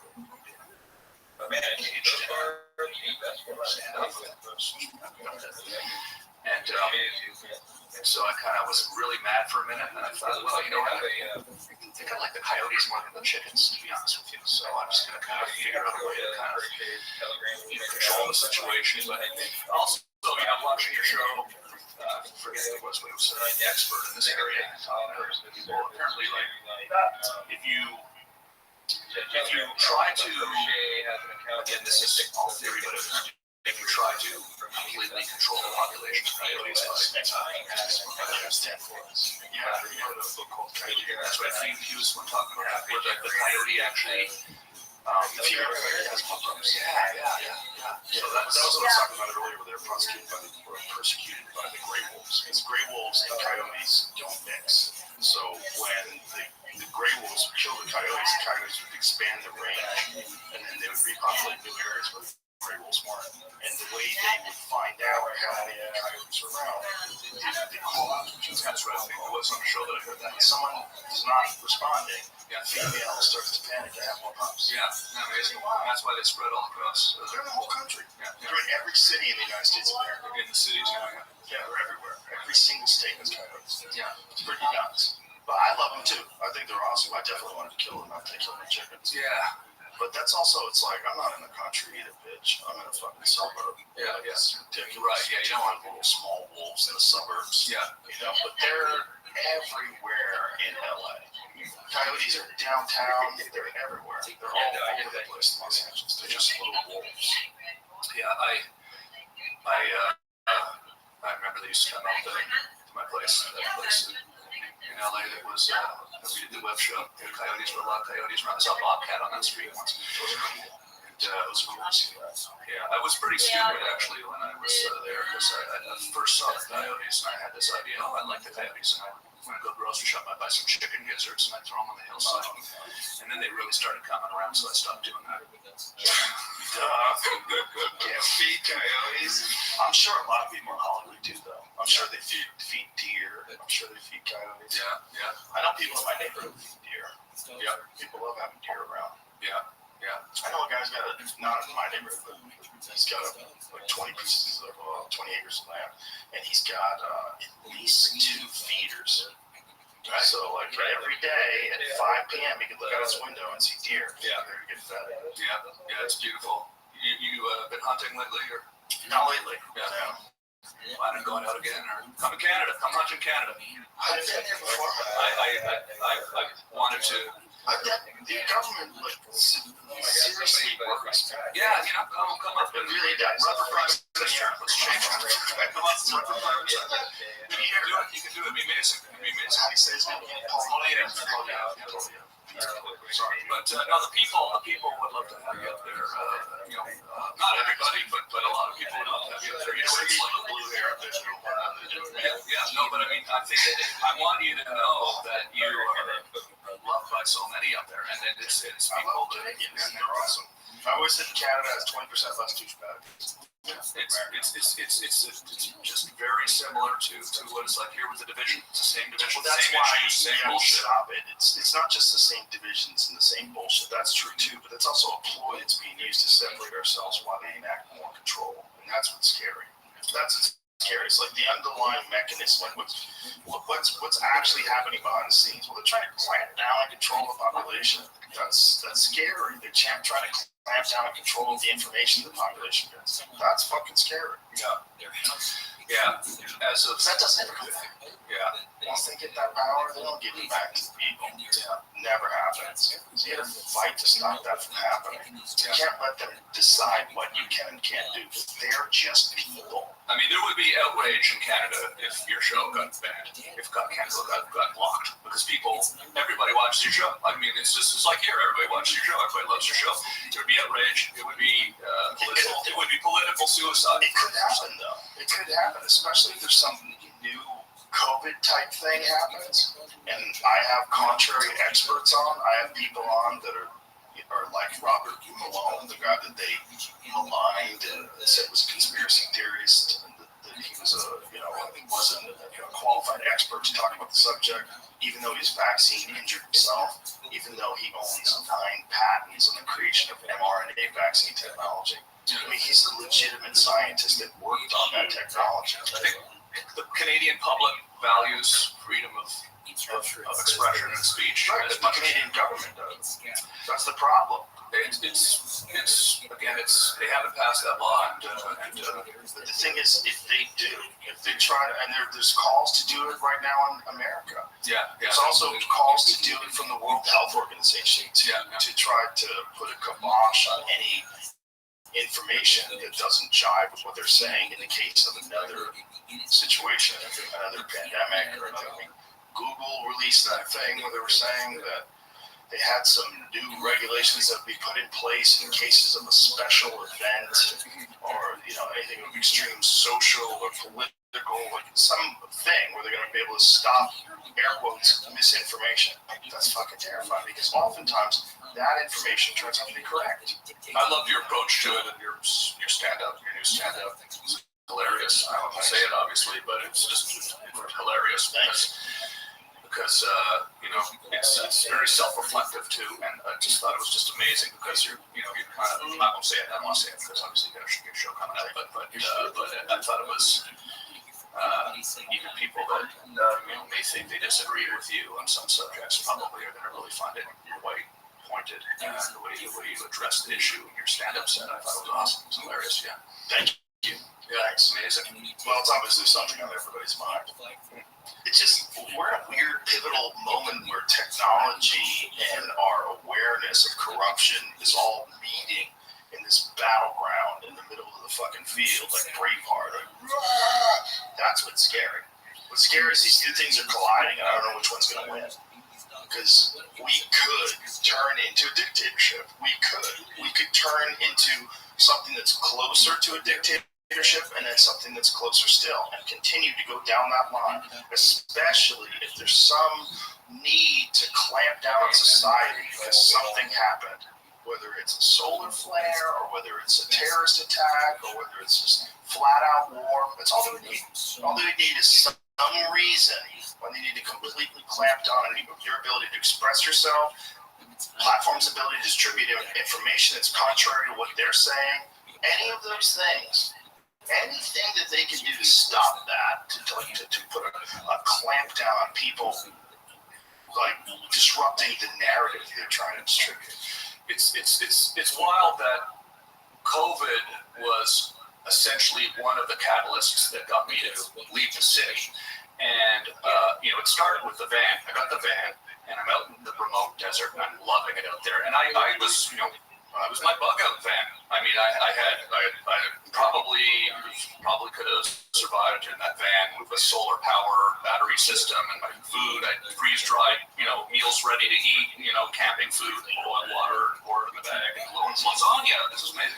I could have probably spent, months out there without even having to go anywhere, And you start to go, hey, this is kind of cool, like I'm self-sufficient out here.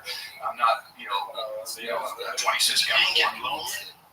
Well, I would drive out to a cool place for 3 or 4 days, and then I'd go to another location, and then. So you go and hang with people? I wasn't. I was just doing this sort of isolation. I was really actually kind of getting into videography again. I got some I shot this video on Sony A7S III, but I started getting back in the cameras. But you weren't around any people? Well, I was. When you went to cool places, did you hang around? No, I was just alone. Yeah, and I was making these. It was just Charlie and I. We made this sort of, How long did you go without being around any people? Well, because then I would go. Because when you came here, the last time you did the podcast, I had the distinct impression of a man who just got rescued from an island. Yeah. It was Tom Hanks. Yeah. At the fucking volleyball. Yeah. It was like that. Yeah. You seemed a little mad. It was somewhat of a creative experiment as mixed with real paranoia as well, because I do sort of. I think sometimes, like I said, I got testicular cancer. How the fuck did that happen to me? So I was like, okay, this is everything bad. If this is happening, it's going to be bad. So it's going to be bad to me. So I'm just going to. And then, so how long did you go without being in contact with any other people? Well, so I still had my house in LA, so I hadn't sold my house yet. So I had this van. So I would drive out of the desert for a couple of weeks and basically go on a camping trip, and then I'd go back home. And then you were around people when you were back home. So it was still that.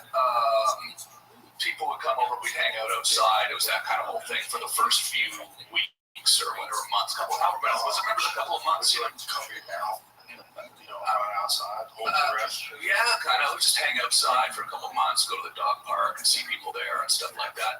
He was at that initial stage where, because you weren't in LA then, no? So it was wild. What was in LA? Were you in LA being COVID? Oh yeah, that's right, because I came on your show in LA when COVID. Yeah, that's right. And the second time I came on your show was here. Yeah, okay. Because remember there were you're avoiding the question. Remember there were military helicopters going over? You're avoiding my question. How long did you go without being around people? A couple of months or something like that. How many months? Well, couples 2, a few was 3 or more. Maybe it was 3. Yeah. You sure it wasn't more? Well, then I started doing the van thing, so there was nobody where I was going anyway, so I had an excuse. But still, being with no people. How long were you with no people then? Yeah, I mean, it was a few months for sure. But all told, how many months do you think you spent of that year without being around people? Well, first of all, one thing that's interesting about it is I happened to be single. Are you a lawyer? The way you're answering these questions, what these goddamn lawyers. Well, it is a bit embarrassing, I guess, to think that I was isolated, but I also found it kind of fun. Right, but how long? It was like it was about 3 or 4 months or something like that. But then the van around people then too. No, but that was isolation too. Yeah, but that was more like I was enjoying going out to nature by myself. But you were still by yourself with no people for how long? I'd go for a couple of weeks and I'd go back to LA and I'd be in LA and you would be around people. I'd recharge a bit, I'd be around people a little bit, and then I'd go back out again. And then as things died down, as they did, I started being around people like everybody else. I couldn't imagine going months without being around people. Well, the thing that was weird about it was I'm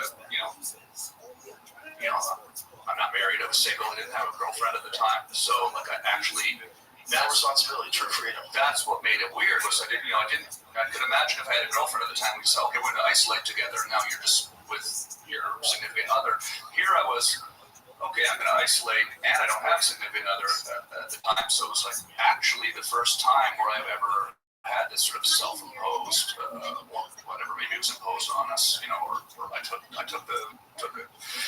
as an opportunity to be by myself and go and make videos in the desert, go to these really crazy remote places, and I would seek out places where there wasn't going to be other vans and other people. But when you were out in the desert, a lot of times you'd go to somewhere and there'd be other people out in their vans, and you'd hang out and hear some people out in the desert, and hang out, and then you go think of a more remote place. I started discovering some amazing places like that, the rabbit hole you go down when COVID aside, isolation aside, just going out to the American Southwest in a camper van that's self-sufficient is pretty wild stuff that's out there. I mean, I think I probably talked about Chapo Canyon the last time I was here, because I think I've just gone there in New Mexico, which is Pueblo, Native American ruins of it's essentially like a stone ruins of a city that was built in the year 875, and it's like Machu Picchu level type city that they didn't even discover until the 1950s because it was buried, and then and it's in this beautiful, it's on the Navajo Nation Reserve, Navajo land, and you feel this sort of, I felt sort of somewhat shocked, I guess, that there's all this stuff out there that you don't hear talk about constantly. Like I hear about Machu Picchu, somebody brings that up once a week. Nobody's ever brought up. Brings up Machu Picchu once a week. I don't know. It's comes up a lot. People talk. There's probably you. I think you talk about pyramids. I rarely talk about. We talk about the pyramids. You don't talk about the pyramids a lot, right? Pyramids, like Machu Picchu. Talking about ancient cultures that have built these incredible structures, right? And right here in New Mexico, just up the road from here, like 11-hour drive from here, right? And just outside of Albuquerque, Navajo Nation. There's a huge canyon, completely empty, no one there. And so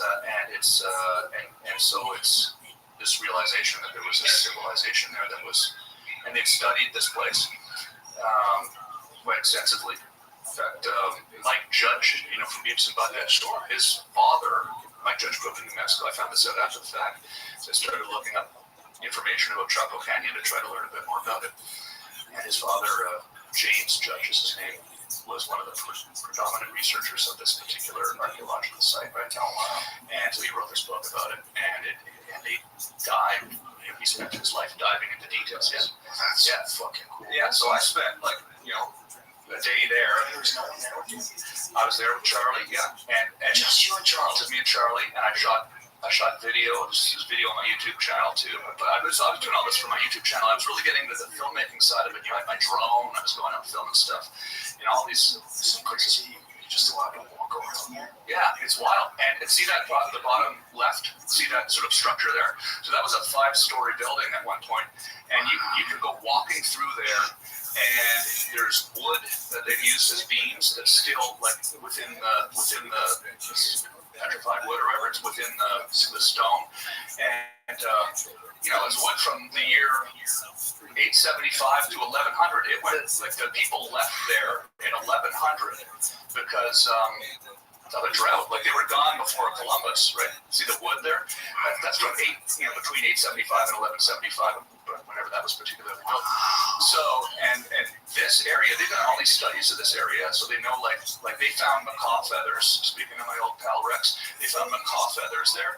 Now, macaws are from the furthest north is Yucatan Peninsula, Mexico, so they knew that people were coming from Yucatan Peninsula, Mexico, up here to trade with them, and they found, evidence of all these different things that sort of indicated that people were coming from as far north as Canada, as far south as South America, to come to this area, and that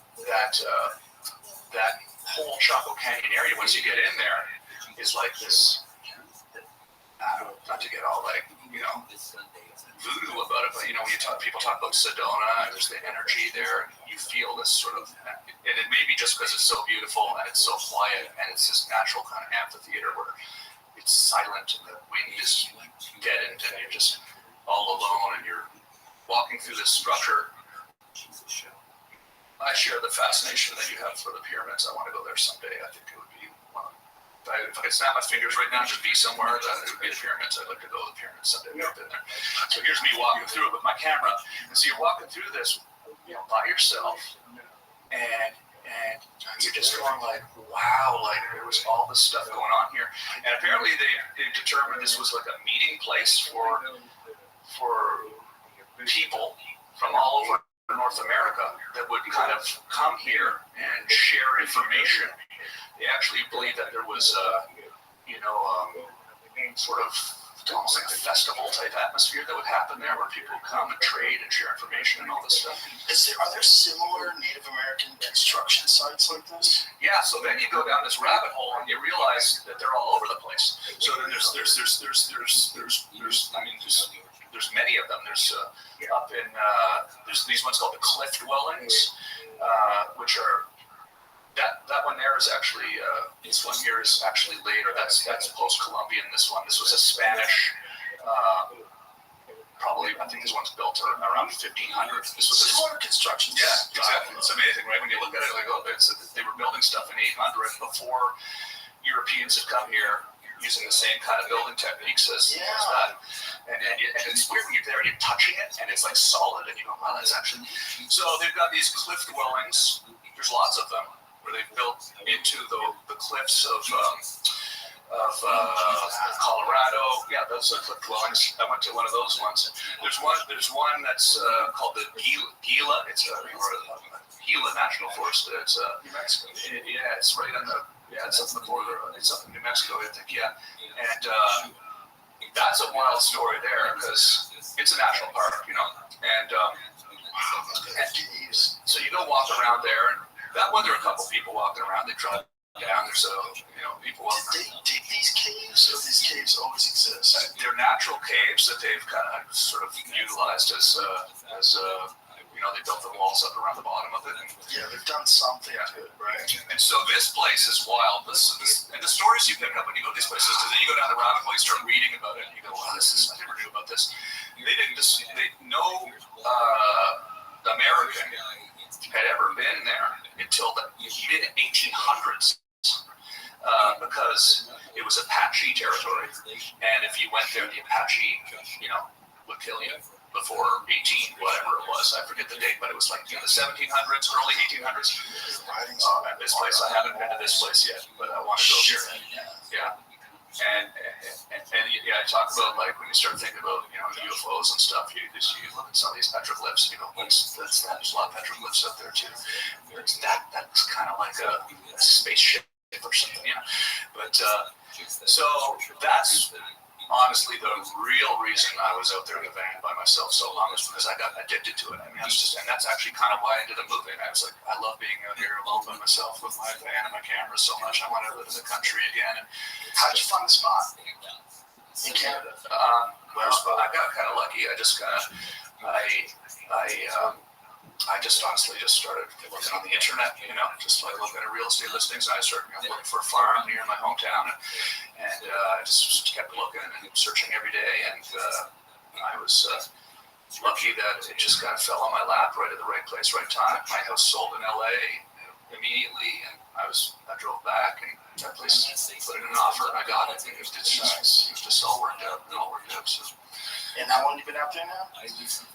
Be coming up on 3 years in July. So, it looks like you're having fun. The videos of you online are very interesting. I'm enjoying it. I'm living in the woods by himself. It's like there's a lot to do that is stuff that falls outside of anything that would fall under the category of what I would consider to be work, right? But it is work, but it's different work. It's like I gotta feed the chickens, or we built a fence this year for the mule and the donkey. So it's this patent rail fence, that is made out of cedar, and that is literally these 100-year-old cedar rail fences that are on the property that have fallen down in the woods, have gone by not used anymore. We went back with a fence builder, and everybody out there is, in the country, his family is traditional fence builders whose grandfather built these fences. We would salvaged all this wood and then built new fences out of them. Oh, that's cool. And so you're kind of, it's nice to find something to do that is, you're outside, you get exercise, and you feel like you're actually doing something. You feel like you're doing something, and it's the first time I said this earlier. I'm never going to leave this place. Like, it's the first time I've ever lived somewhere where I know I'm never going to sell it and leave. So every step of my life, as like everyone, as you're growing up, you get your first apartment. How long am I going to be here? How long am I going to be here? So now I'm just kind of like.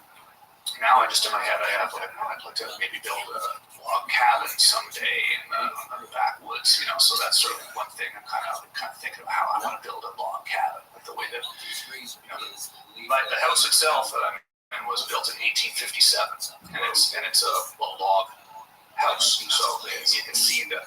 Do you have photos of the house? There's on my YouTube channel. There's a tour of the house. I haven't really. There's not a full tour, but I think if you can see some of the logs on the YouTube channel, I did a couple of little sort of sample podcasts where you can see the wood in the background. It's fucking dope. This was last week. A log house from the 1800s with a wood burning stove behind you. That's amazing. Yeah, so it's like, and it's interesting. So. You start to realize, I'm doomsday prepping in the van, like, I can be self-sufficient in this van. Well, I also, and again, it's fun, but it's also kind of very functional. Like, I have unlimited fuel, okay, because there's wood falling in the forest forever, and every summer you can go out and you've got a wood splitter, right? Like it's a gas-powered wood splitter, and you chainsaw off the logs, you drop them in, the wood splitter splits them, and it's sort of an efficient way of getting firewood, basically. So it'll never run out of wood out there. The house has actually got propane, sort of a furnace as well, so it runs on propane, and the propane truck comes every, there's no natural gas or anything running into the house to heat it, so you have a propane truck comes every couple of months and fills up this propane tank in the winter, but, shit hits the fan and the propane truck doesn't show up. I can still heat the house fully with wood. There's 2 wood stoves. Do you have solar? I have solar. There's a solar system that was there actually. But it doesn't actually, not actually connected to the house, but it's connected to the grid, and it's actually selling energy back to the power company. Not to you. Not to me. No, it's What kind of scam is that? well, it's pays me. I get paid you to not be self-sufficient, to not be connected. Well, I know when the shit hits the fan, I can unhook it, plug it into the lights. Yeah, good. Yeah. Do you? And actually, no, I have lots of solar though outside of that system. I have actually, you know, the van has solar panels on the roof, and there's this is for electronics. It's for electronics, yeah. And you can't really use solar for. I've learned all this from the van. So I worked with these guys who are really cool battle-born batteries. They're called, and they are make these batteries, lithium batteries, right? They make them for boats. They make them for now off-grid houses, and so I have like a couple of bunkies, you know, like the one I built and one that we kind of set up. It's like a prefabricated building that we put back in the woods, and with the wood stove in it, and you know, this trailer that I have solar panels on that butterfly out that I can take anywhere on the property, which has these battle-born batteries in it. It's constantly charging. So I do have some solar, and the barn as well. So the barn I have, and these guys helped me set this up. It's really cool. It's I mean, I jokingly say the podcast that I'm going to do with the barn is going to be, I'm sure it isn't, but I'm saying it's the first solar-powered barncast. Okay, maybe. I don't know if there's, but it's like, the barn has no power running to it, it's off-grid. But we have, you know, 200 yards from the house. But we've, up in the loft, got this battery, lithium battery array, solar panels that charge the batteries, and up in there I can run all my cameras, lights, everything. And Don't the batteries degrade on those things? Like solar panels? so lithium batteries have a really good life to them. Eventually degrade. It might be 10 years or something like that. I'm not sure. But it's the lithium batteries is kind of newer tech. That was the thing that kind of, you know, when COVID happened, I wanted to get a van and go to the desert. So I was making these vans, and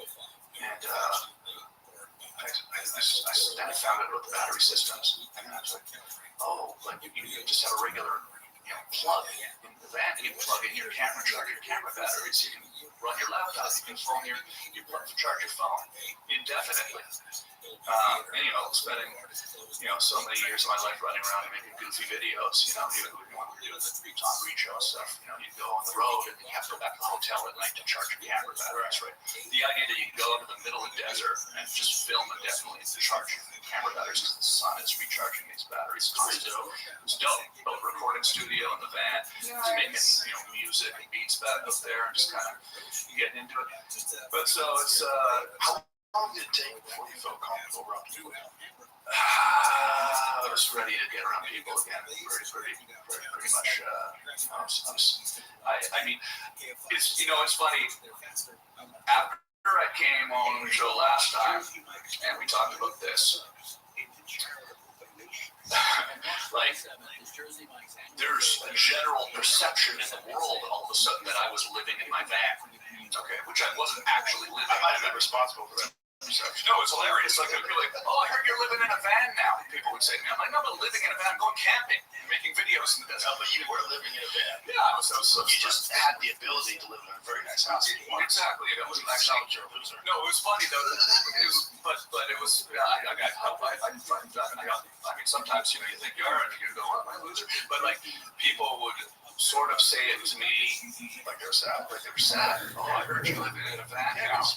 Like most people don't live in a van on purpose. Yeah, exactly. So it was kind of like the Chris Farley sketch. I'm living in a van down by the river, and it was funny how, I mean, again, the power of social media and the size of your audience, it permeated out there pretty big. That like pretty much everybody I meet thinks I'm living in a van down by the river now. So, well, that's like how we describe Hans Kim. Hans Kim used to be living in the van. Like, look at him now. No one goes from, Tom Green to living in the van. Things have gone horribly wrong, except you. You did it on purpose. And it was really driven by the fact that this power system allows me to go make videos of weird places and stay there. You know, these places, Chaco Canyon, it's not easy to get there. I mean, it's easy enough. I mean, 2.5 hours out of, maybe it's more than that out of Albuquerque. I forget the distance, but it's quite the drive that you're driving through. It's not on a direct route to anything. And then once you get to the perimeter of it, really bad dirt road that you got to go down. It's not maintained properly. So I suspect that in some ways it almost feels suspicious that like they want to keep people out of here for some reason. Why is it not talking about more? I mean, I could sort of discuss this a little bit on that video. But it seems strange that it's not more celebrated by our society. That there's stuff out there that's incredible and amazing and beautiful. It doesn't have a good publicist. That's all it is. Yeah. Because there's certain things that have like Machu Picchu. Yeah, great publicist. Yeah, I think it forces people to confront the idea that, what happened to the Native Americans in this country too, and in North America and Canada, we weren't that nice to them, were we? So it makes us have to think about what happened. But you were just saying that place was abandoned in the 1100s. Yeah, exactly. So that has nothing to do with it. Sure, but just in general, just talking about pre-European, not now, right? But, I think there was probably a period of time when they were settling, Europeans, not just America, Canada too, right? Settling North America where they didn't really want to acknowledge that there was civilization here before. It was more like they were eminent domain. Yeah, they were trying to claim it. Yeah, for sure. I think there's definitely that. There's a guilt attached to the way people feel about Native Americans, and also the understanding of what a reservation is. We pushed them into this area that sucks and forced them to live there. All of their traditional land is gone. It's all been absorbed by these people that just got here a couple hundred years ago. Just nuts. It's so hard to imagine how different this place we're sitting in right now was just 200 years ago. Yeah. I mean, they find these all over the place. Oh, man. Oh, wow. That's a real Comanche element. That's a big one, too. That's probably something they used to shoot a large animal with. Wow. That's probably elk. They had elk out here. They used to have elk in like most states. They have always a lot of deer out here, a lot of different animals. But that's a big ass arrow. Yeah. See, and it's like, there's some small ones too that they find, some little tiny ones that they use for like small game, birds, and things like that. But that's a big fucker. See, I personally, the second I touched this, I felt sort of a sense of kind of, shivers. Right? Wild, right? Yeah, I feel like, and maybe it's my mind just thinking about the history of it, but there's, people talk about energy. I used to hear people say when they go to Sedona that energy there's amazing. I'm like, what are you talking about, energy, right? But then when you go to these places, is it because you're just alone and you're relaxed and you're thinking about it so much? But it's like you touch this and you go, I think somebody actually carved this.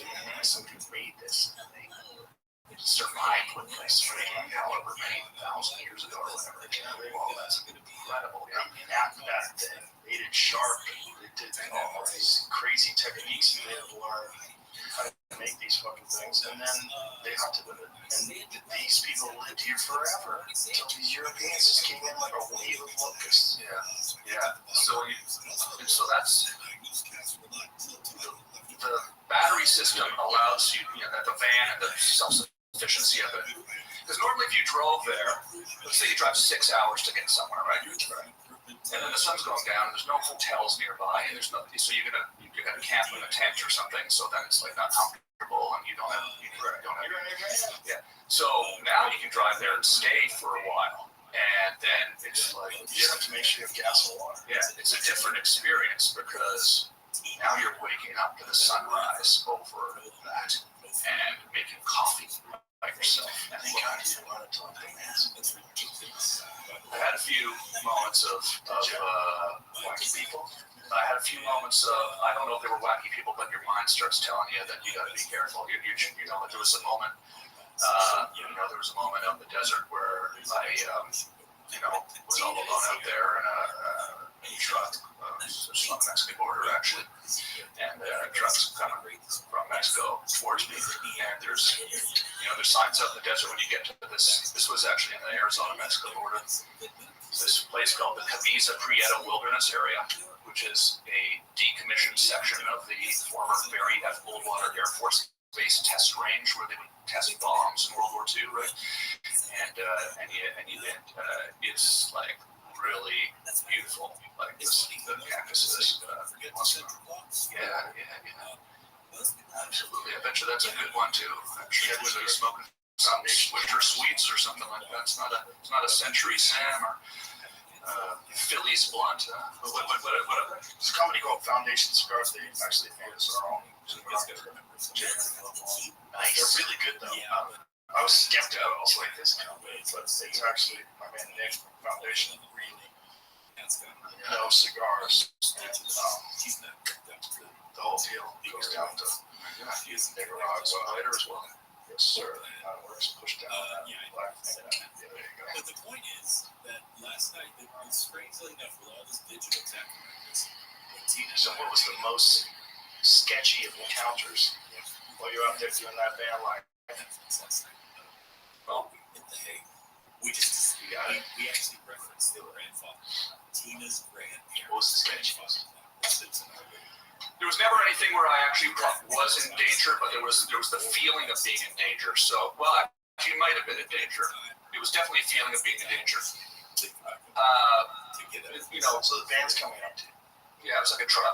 Yeah, You're in the van. and there was like, I could write it off in my head if I'm trying to be, positive. They were hunters, but they didn't necessarily look like hunters to me. They were not in hunting gear, but they all had guns.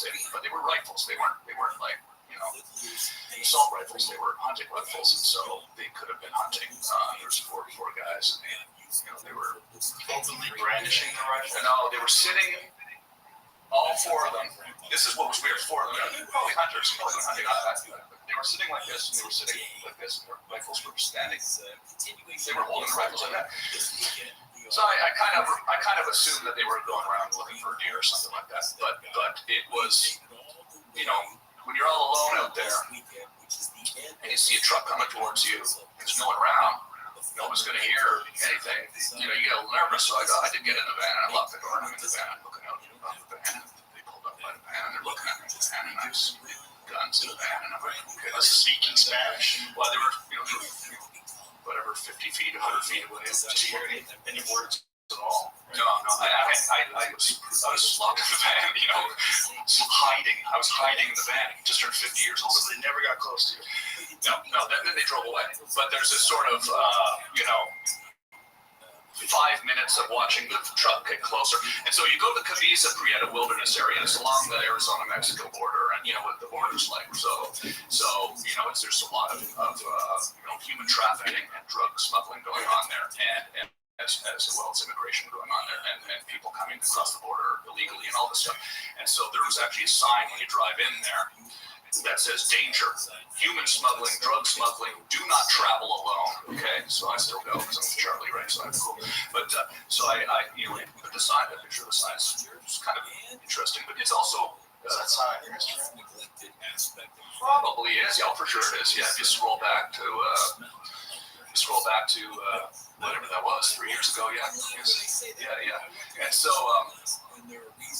danger, human smuggling, drug smuggling.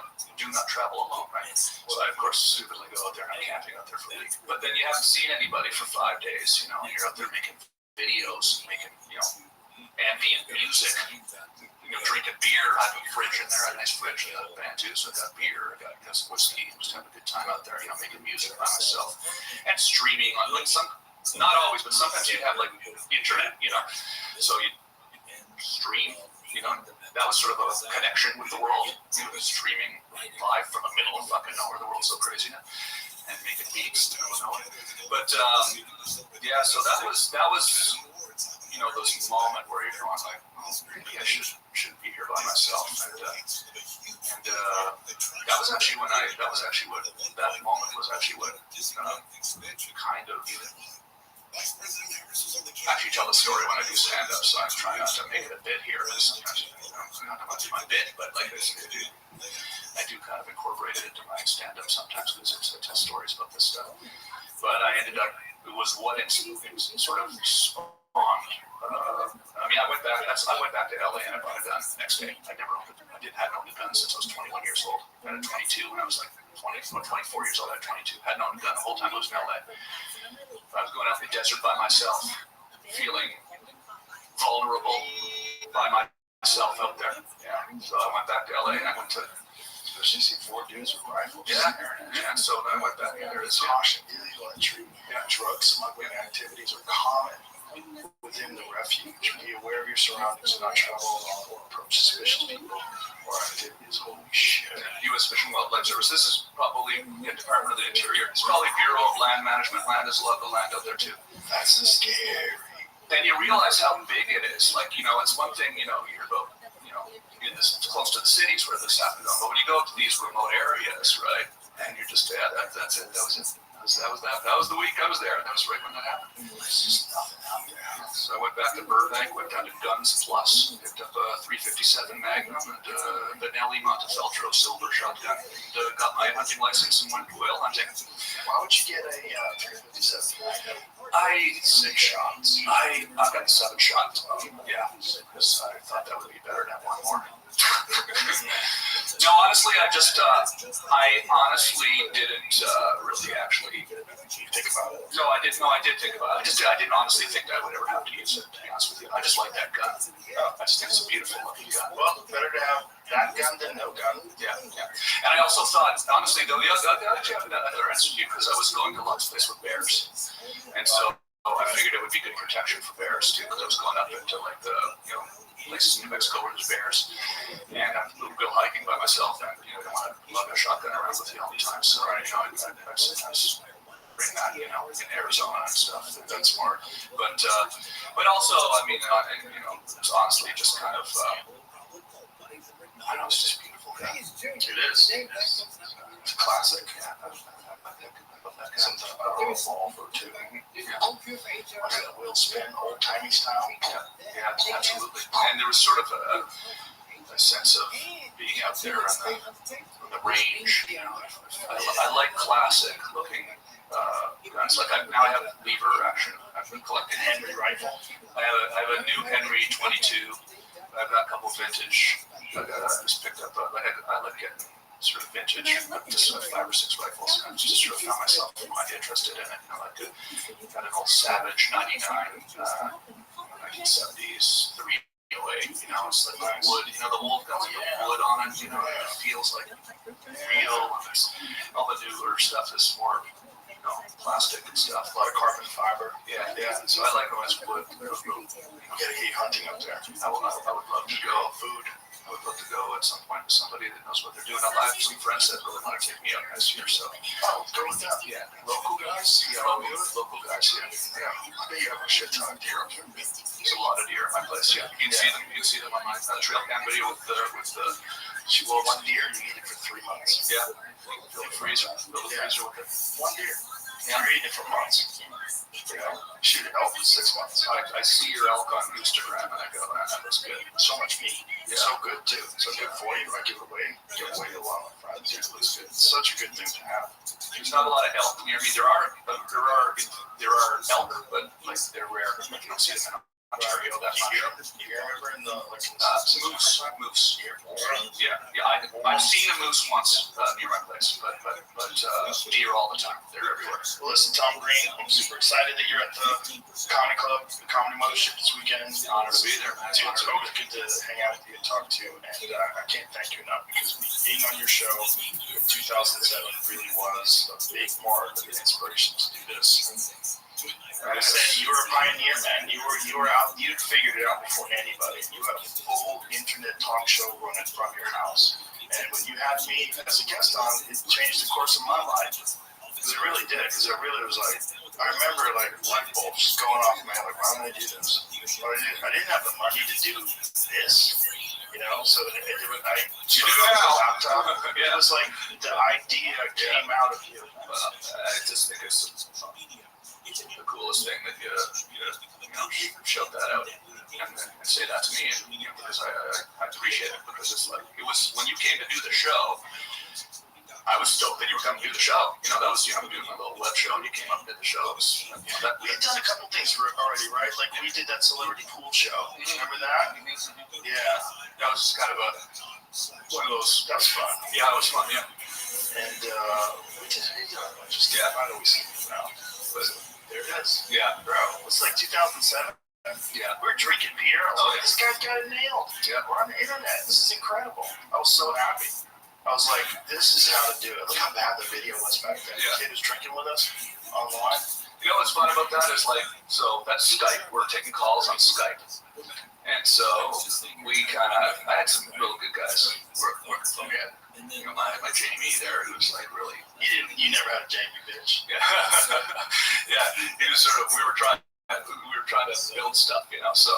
You know, You guys had a whole server room. I remember walking to your server room going, this is crazy. I feel like I'm at like some big corporation where all these lights are going off and I'm like, Tom, this is so wild. there's a microwave antenna on the roof of the house. So that was the way we were able to stream, because back then you had to get like bonded T1 lines or something like that, which were expensive, right?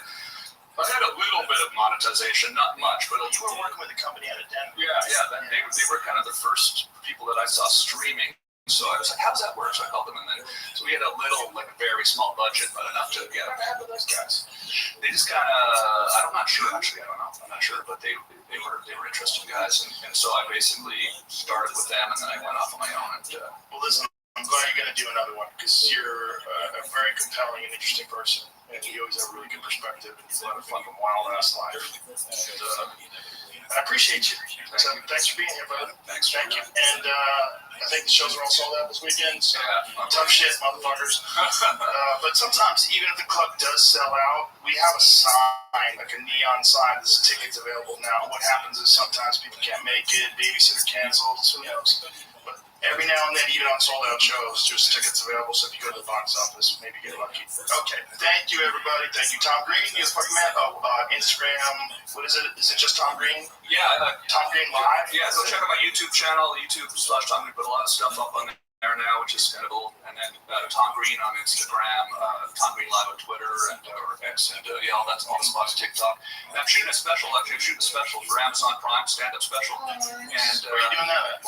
well, I'm gonna shoot it in Ottawa, but I'm also doing a tour in April. So I'm going through. I'm gonna be in Cleveland. I'm gonna be Lexington, Kentucky, Louisville, Detroit, all over Michigan. Helium and Philly and a lot of the spots, so you can go check out my tour. I'm going to film the whole tour too, and I'm going to kind of cut it together into a bunch of stand-up Beautiful. montage. So, thanks, Well, I'm Joe. excited. I'm excited to see you this weekend. Okay.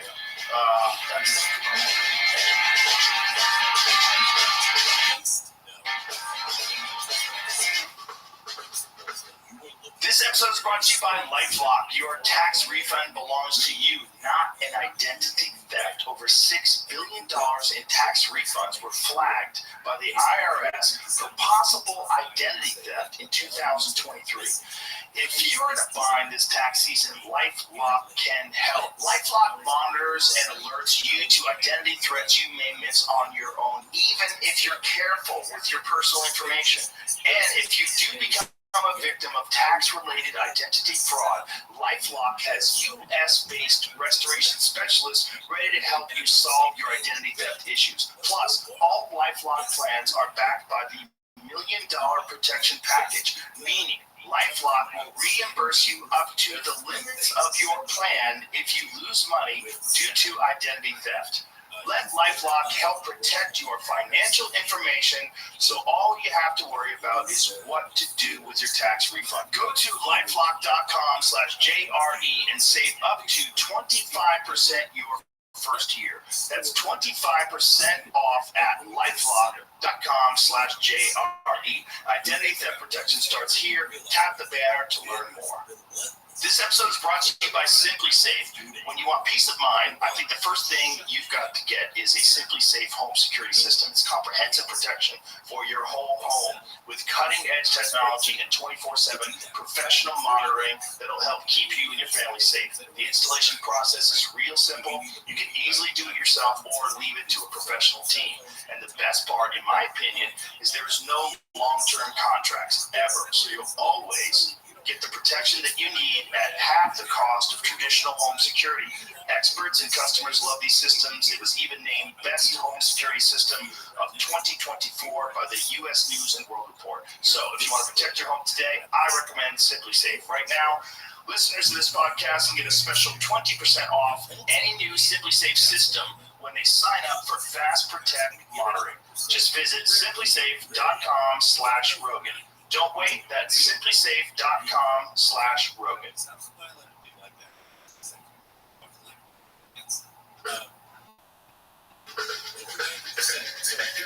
Make small, miss small. That's what my dad used to teach me when I was learning to shoot. Aim as tight and as far as you possibly can go. Right? Are we going to fall short? The Joe Rogan Experience. Straight by day, Joe Rogan podcast by night, all day. Hello. Yeah, good to see you again. It's great to see you. What was it like the last time you did the show? Well, they tried to kick it off Spotify. Yeah, it was a very small, noisy group of people, by the way. It wasn't the head people. Right. They tried to make it seem like there was this big movement to get it kicked off Spotify. But when you examine what you were saying, and, many more people are saying what you were saying, that this was like, what year was this when you were on? 2020. 2020. Yeah. It had sort of just started boiling, Yeah.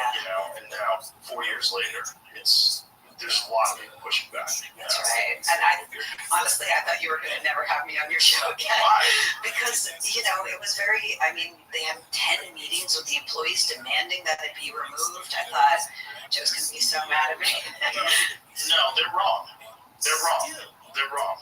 Every time someone wants to stop discussions, they're wrong.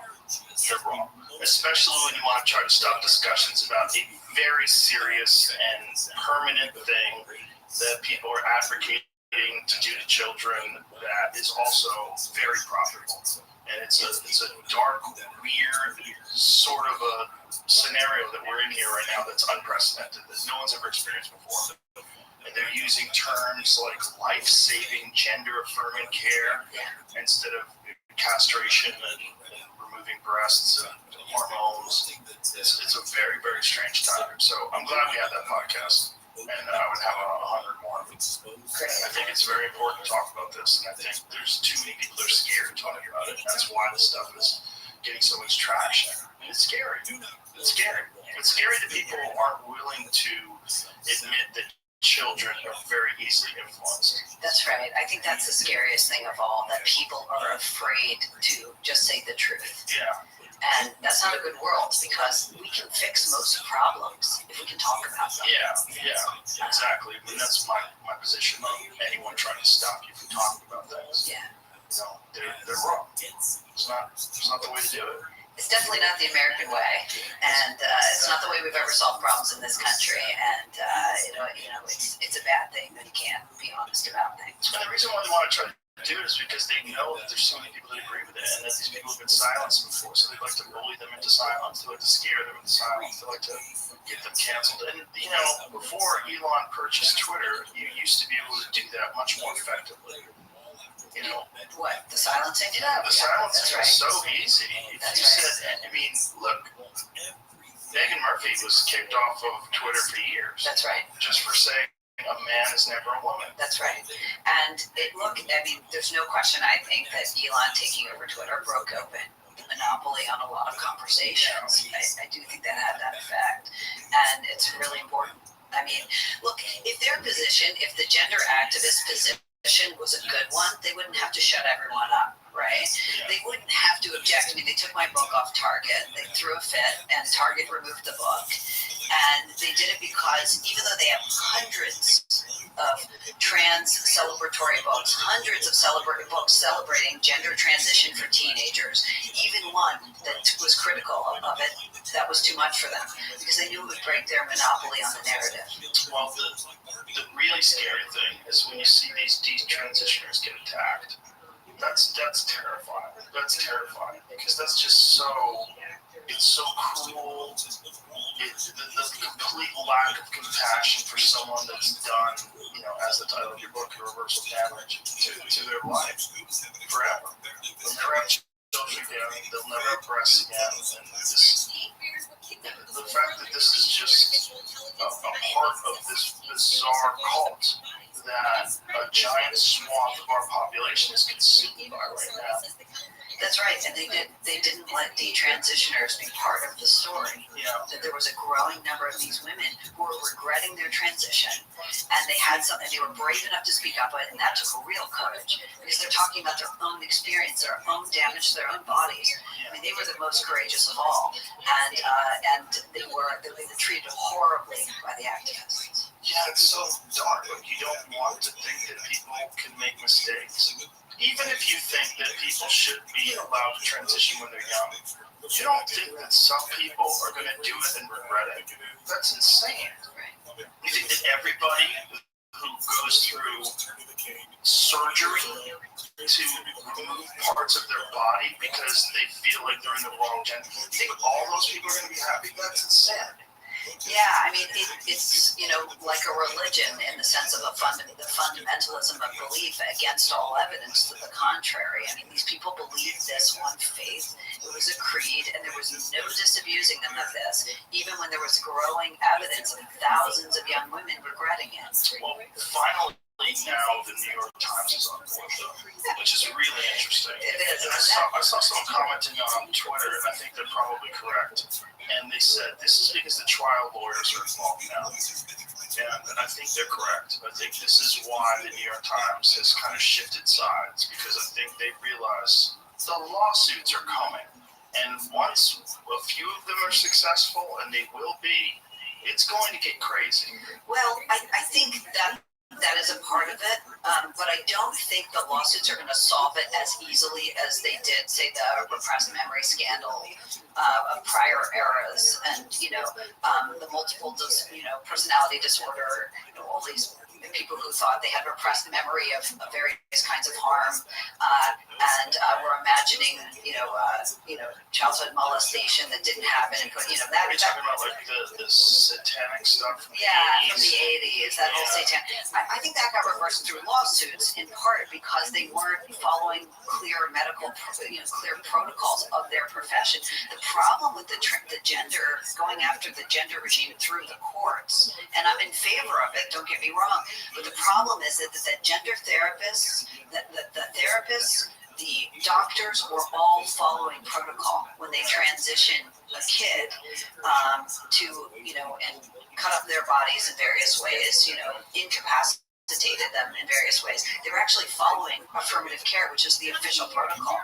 So it's crazy. It's crazy. It's crazy. It's so crazy.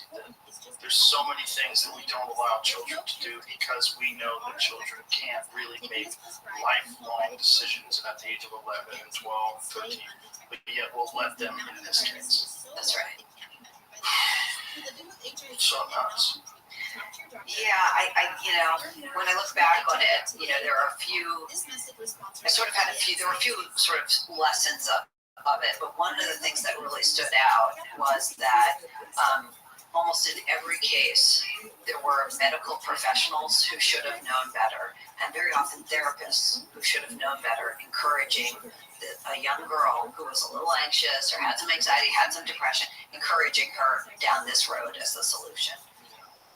But it's also not recognizing what we know about what happens to people when they give testosterone. So testosterone alleviates anxiety, testosterone creates a feeling of euphoria. It does a lot, especially when you give it to someone in doses that their body would never normally have. That's right. And so what the girls would go on it and they would feel great and they would become evangelists for testosterone. They would tell all their friends, you got to do this. I feel great. All my anxiety is gone. Of course, now they may have a permanent 5 o'clock shadow. Change their voice. When they detransition, that never goes away. Yeah, it's very dark. It's very dark, and I would have never imagined this. I would have never imagined that. Before COVID, I had a completely different opinion of the medical establishment. My opinion of the medical establishment is that they were there to help people. That's it. I never questioned it. I questioned the motives of some of the pharmaceutical drug companies that were trying to sell drugs.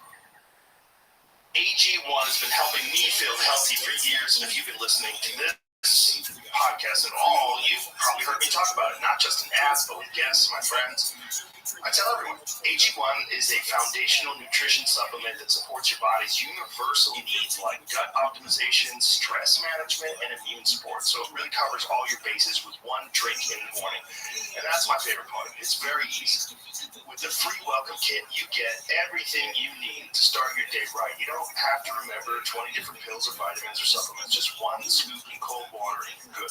So if you want to take ownership of your health, it starts with AG1. Try AG1 now, and you'll get a free welcome kit that includes a shaker bottle, canister, and metal scoop, along with a 1-year supply of vitamin D and 5 free travel packs with your first purchase. Go to drinkag1.com/Rogan. That's drinkag1.com/Rogan. Check it out.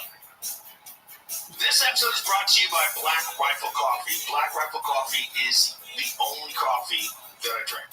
It's the only coffee we serve in the studio. It's the only coffee I have at my house. If I have to drink other coffee, I will do it.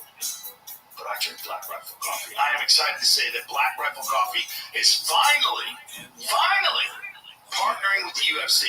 If you haven't tried this coffee yet, you should head to their website and use the code Joe to get 30% off your purchase. I'm a huge fan of this coffee and the people behind it. Some of them are my very good friends.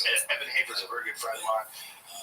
They're veteran-founded and veteran-run, and every purchase you make through Black Rifle Coffee helps in their mission to support veteran and first responder causes. I'm talking everything from getting them funding and equipment to helping veterans fight cancer.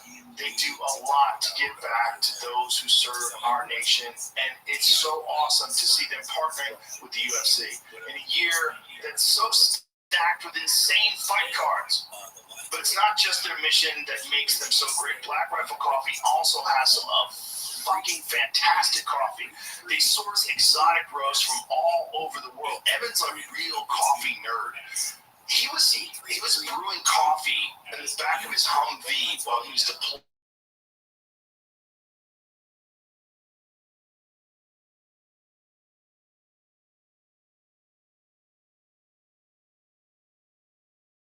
The different flavors on their website, and while you're there, make sure you take a look at their gear and apparel. They have top-notch mugs, graphic tees, workout gear, outdoor apparel, and more, all made with patriotic designs that you aren't going to find anywhere else. So go to blackriflecoffee.com and use the code Joe right now for 30% off your purchase. That's blackriflecoffee.com with the code Joe. Tap the banner to learn more. But I felt like the medical establishment always figured that out eventually, and then they banned those drugs, the ones that were harmful. But that's not real. That's not really what happens. It's a money game. The whole thing is a money and influence game. It's run by very powerful people, and no one wants to think that those same factors are at play when it comes to gender transition. But, I've shown people the map of gender transition clinics in 2007 versus gender transition clinics in 2023, and it's fucking insane. Yeah. It's insane. Yeah, hundreds and hundreds of new gender clinics all across the country. The industry expanded so rapidly with very little oversight, and it was just how fast could we get these drugs to these kids. Yeah. I agree with you. There wasn't enough oversight, but there also weren't enough good people speaking up. A lot of the best doctors who are like, I didn't enter the medical profession to do this, they went silent, or they referred to others. They said, why don't you, let me refer you to a specialist. Well, actually, the gender surgeons often weren't even adequate to the task, because it's very, very complicated surgery, involving transferring peripheral nerves and whatnot. So it's not easy surgery, depending on which surgery you're talking about. Very often they weren't even the most qualified surgeons doing the surgery, so you had a lot of surgeries that didn't go quite right. Well, none of them go quite right. That's what's dark about it. You're creating a new thing. Whether you're creating a penis or whether you're turning a penis into a vagina. This is not like heart surgery. This is not something they've been doing forever. They have this long history of doing it successfully. successfully and they know exactly how to do it correctly.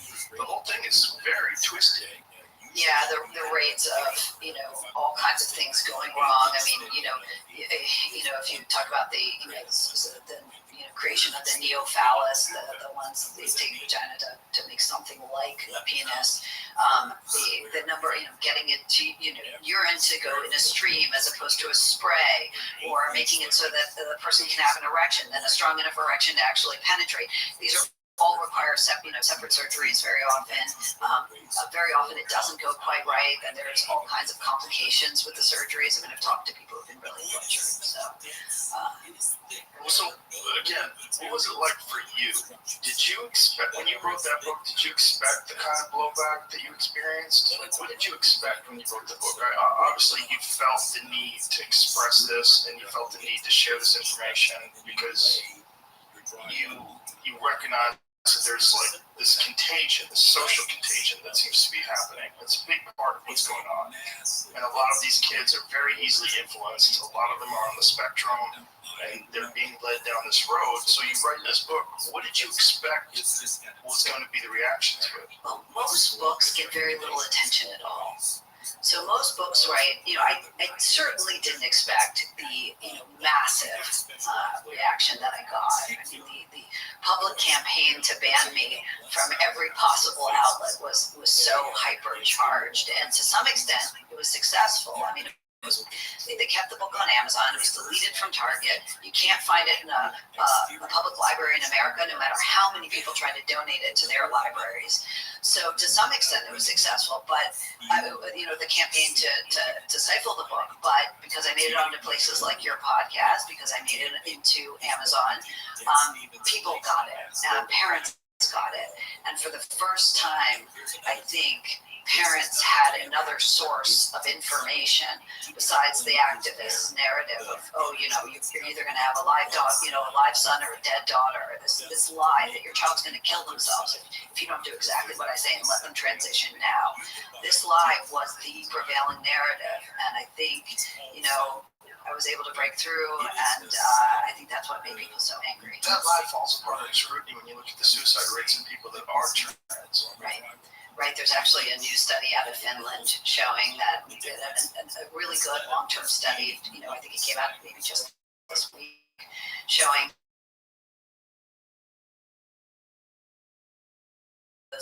gender dysphoria, discomfort with the biological sex, the rates of suicide are no higher than for the general population. That's crazy. Your new book, Bad Therapy. Why kids aren't growing up. Yes. What's wrong with therapy? What are they doing wrong? They're giving it to kids who aren't sick, who aren't actually struggling with mental illness or disorder. They're giving it to everybody. So what they're doing is they're making existing problems worse, and they're introducing new problems. Because therapy has side effects, just like any intervention that has the power to help, it also has the power to harm. In what way? Well, there's a whole body of research on some of the side effects of therapy, and they include things like alienation from spouse, alienation from parents, worsening of depression, worsening of anxiety, feeling of incapacity, feeling like you can't do things without consulting your therapist. All those are well-known iatrogenic effects. Feeling, once you have a mental diagnosis, the labeling, feeling limited by that label. Oh, I have anxiety, I can't. So all those things are well known, what they call iatrogenic effects, meaning whenever a medical procedure actually introduces harm, that's an iatrogenic effect. And we know that, of course, drugs and surgeries always come with, even the life-saving ones can come with some harm. And what people might not know is that therapy comes with these risks as well.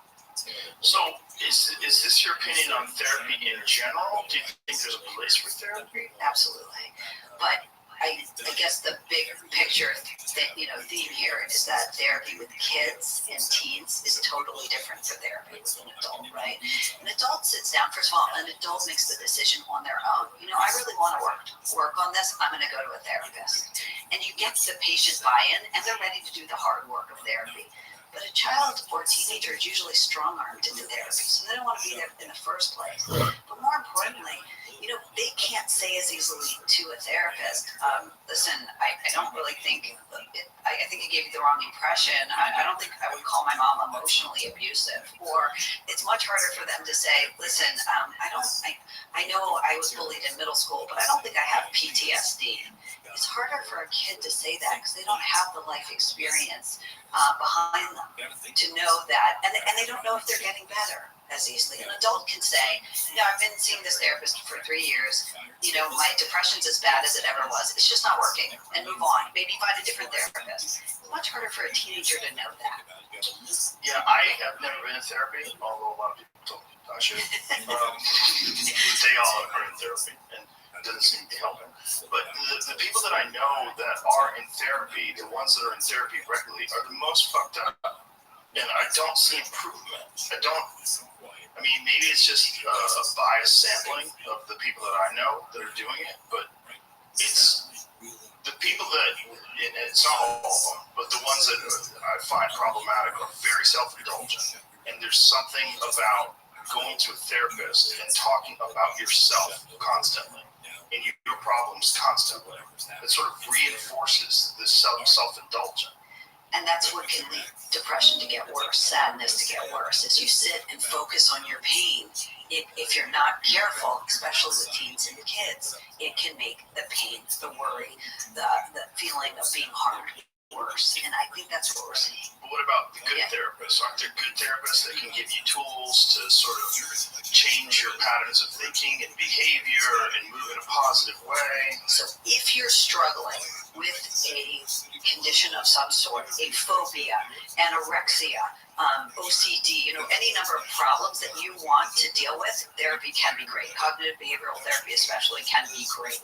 But if you're a teen or kid who shows up bummed out or, just generally kind of anxious, to a therapist, you have a good shot of having that problem made worse. But why is that? What is it about going to therapy with that problem that's going to make it worse? Because you're going to sit and talk about your worries regularly. They're not going to say, that exercise is amazing for depression. Study after study. In fact, there have been recent studies showing it's better than antidepressants for a lot of, 1.25%. It's amazing, right? Excuse me, 1.25, but 1 times better. Right. Dancing is apparently amazing for, low mood. Now, I'm not talking about severe major depressive disorder, okay? When you have severe chronic depression, you may need to treat it with medication or therapy. But for, low mood, sort of mild to moderate depression, exercise turns out to be better, and it doesn't have those side effects. But let me give you an example of a teenager I talked to. So I talked to this girl, Becca, that's what I call her in the book. But she was a high school senior, and she had been in therapy since age 6, okay, when her parents divorced. She didn't have any diagnosed mental disorder of any kind, but she had regularly been in therapy because her parents divorced, and they said, you got to go to therapy. So I asked her as a high school senior, so what are you working on with your therapist now? She said to me, my therapist is getting me ready to make friends in college. She's helping me. So we're rehearsing, we're going through my past experiences, and we're talking about how to get me ready to make friends in college. That gives me anxiety just thinking about it. Someone coaching me to go make friends is like, what? Right. You see, this generation feels that it can't do because they've gotten so much oversight and so much needless mental health intervention that they're questioning themselves all the time. They're in their heads all the time. And what motivated you to write this book? Do you have personal experiences with people that are going through this? Well, 2 things. One is I'm raising 3 kids in this generation, so I wanted to know, why was the generation that got the most mental health intervention, the most therapy, the most psych meds, the most interventions in schools, the most therapeutic parenting, why were they in the most distress? Why were they so afraid to grow up? And we shouldn't see that. They should be the picture of wellness. Nobody worried about anybody's mental health more than we worried about their mental health. And yet they're the picture of despair. So I really wanted to know like what was going on with them. And also, of course, I'd written irreversible damage, and I knew from that, experience that very often when a young woman would tell a story about when her life went desperately off track, it was with a therapist. And here's the thing, it wasn't necessarily a gender therapist. Most often, it was just your vanilla psychodynamic therapist who was there to talk to an anxious or depressed, little bummed out teen, mildly depressed teen about their bad feelings. And lo and behold, during the course of, regular psychodynamic therapy, they would say, and what are your feelings on gender? And with the therapist, they would go down that route. Wow. There's a lot of other factors too, right, that's contributing to kids' anxiety today, and the big one has to be social media. Absolutely. Absolutely. Social media is a huge part of the story. There's no question. I wrote about it in the first book. And, Jonathan Haidt, Jean Twenge have been talking about it for 8 years now. And they've brought rigor and important research to show that has, extracting kids from their social world is bad. And getting them, making them, getting the dopamine hit and the anxious, worry about who's going to write me back and when, and getting the dopamine hit up when they get that response, and that whole cycle. There's no question that plays on our natural sort of propensities for addiction, and makes kids more anxious. But I think it's part of what we're seeing. I don't think it's the whole story. And the reason I don't think it's the whole story is a few things. First of all, childhood mental health adolescent mental health has been in precipitous decline in this country since the 1950s. So, How do they measure that? So from, let's say, by every measure, by the way, but let's say between 1955 and 1988, the rates of adolescent suicide quadrupled. So that's just one measure, but there are many. I mean, we've seen it from non-suicidal self-harm, suicidal self-harm. All of these rates have gone up for adolescents. But they've been in decline for mental health in this, of teens has been in decline for years. There's also some other statistics or some other reasons I don't think phones explain the whole story. One of them is that in 2016, the CDC came out with a report, and they said that 1 in 6 kids between the ages of 2 and 8, these aren't kids with smartphones, between the ages of 2 and 8, 1 in 6 kids had a mental health or behavioral diagnosis. That's a lot of kids. That's a lot of kids with a mental health diagnosis, right? Do you think that it factors parents with mental health issues? And I think more adults who are anxious, or adults are suffering from anxiety and depression, at least diagnosed anxiety and depression, now than ever before. I think adults are absolutely passing on their anxiety to their kids, and that actually we're seeing that in, Jean Twenge came out with this book, Generations, and one of the things she said in it is that boys, even though teenage girls have the worst mental health in general, boys from liberal families had worse mental health than girls from conservative families in terms of anxiety and depression. So why should that be? We know the girls are on social media more, right? Boys, that's not their thing, right? They're into video games or whatever. But I think part of the reason is what you said. There are certain families that are passing on anxiety about things like climate change.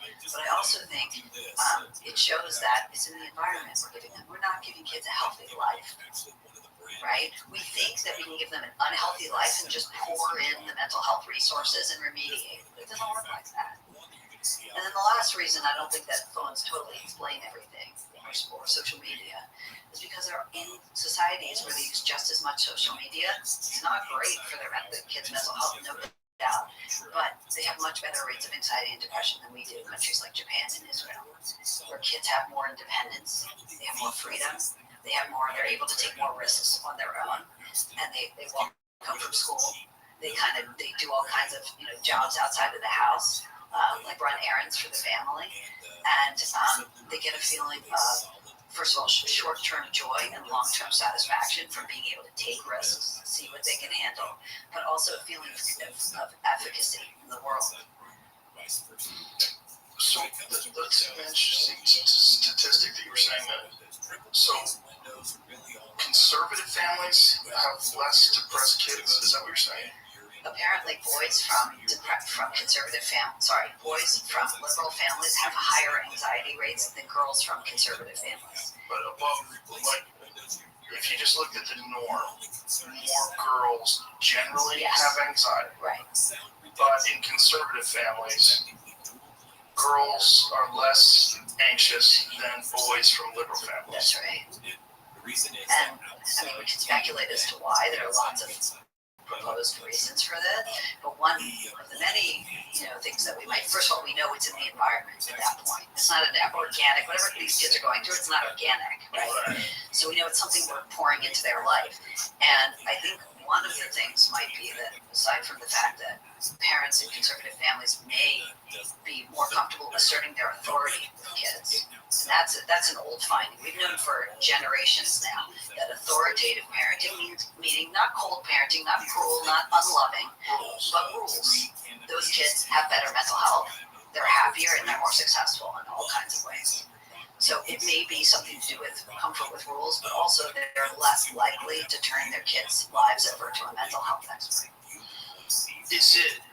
So what is the speculation as to why rules alleviate anxiety? Is it because there's structure? There's more structure to the world, so things seem less open-ended and less chaotic? That's right. I think it's something to do with that. Kids need guardrails. They know they're not ready to be in charge. Parents today are so quick to put kids in charge. What do you want? Where would you like to go to school? What would you like to eat for dinner? Putting kids in charge. But we've known since the 1960s. Diana Baumrick did this research years ago, and it's some of the sturdiest research we have because they've replicated it hundreds of times, and they've shown that loving parents who are also rule-bound, they call them authoritative, not authoritarian, which is the cold, unloving rule-bound, but the loving and rule-bound parents tend to raise the happiest kids because kids knows there are guardrails. And here's the thing, the people who are making the rules aren't some expert mom hired. They're the people who love me most. There's my parents. They're the ones in charge. I think that's really comforting to kids. That's interesting because that's not what people think of when they think of authoritative parents. Right. They think of parents that are restricting their children, and the children are going to rebel. That's right. I mean, there's a lot of really good research on this, but it actually doesn't create more rebellious kids. By virtually every metric, they do much better in all kinds of circumstances and in all kinds of situations. And what they used to have was permissive parents and authoritarian parents. Those would be other two extremes. Permissive parents let kids do whatever they wanted, and authoritarian parents, said obey at all costs, and they were fairly cool. And their kids didn't end up great in terms of mental health. But today we don't even have permissive parents, in my view. I think we have something even worse. We have permissive parents who are therapeutic, meaning they're always asking kids what they want, but they're never asserting their authority, but they're doing something else. They're hovering and surveilling their kids. And so it's permissive without the independence. Yeah. That's a weird one, right? Like the snap maps and stuff. Following your kids around Snapchat. They're surveilling them. These kids have no independence. They have no space from mom, is not dad, and is not doing them anything. AG1 has been helping me feel healthy for years, and if you've been listening to this podcast at all, you've probably heard me talk about it, not just in ads, but with guests, my friends. I tell everyone, AG1 is a foundational nutrition supplement that supports your body's universal needs like gut optimization, stress management, and immune support. So it really covers all your bases with one drink in the morning. And that's my favorite part. It's very easy. With the free welcome kit, you get everything you need to start your day right. You don't have to remember 20 different pills or vitamins or supplements, just one scoop in cold water and you're good. So if you want to take ownership of your health, it starts with AG1. Try AG1 now and you'll get a free welcome kit that includes a shaker bottle, canister, and metal scoop, along with a 1-year supply of vitamin D and 5 free travel packs with your first purchase. Go to drinkag1.com/Rogan. That's drinkag1.com/Rogan. Check it out. This episode is brought to you by BetterHelp. A lot of us spend our lives wishing we had more time. The question is, time for what? If time was unlimited, how would you use it? Like if I had an extra hour in my day every day, I think I would practice archery, or maybe I would shoot pool. I'd write jokes. I'd do something. I'd find a way. But I'd love an extra hour. It'd be nice. Well, the best way to squeeze that special thing into your schedule is to know what's important to you so that you can make it a priority. And therapy can help you figure that out. A therapist can guide you through the process of defining your values and understanding your priorities, so you know what things you can spend your time on that will really fulfill you. Otherwise, you'll always be wishing for more time. If you're thinking of starting therapy, give BetterHelp a try. BetterHelp offers convenient, affordable online therapy that comes to you.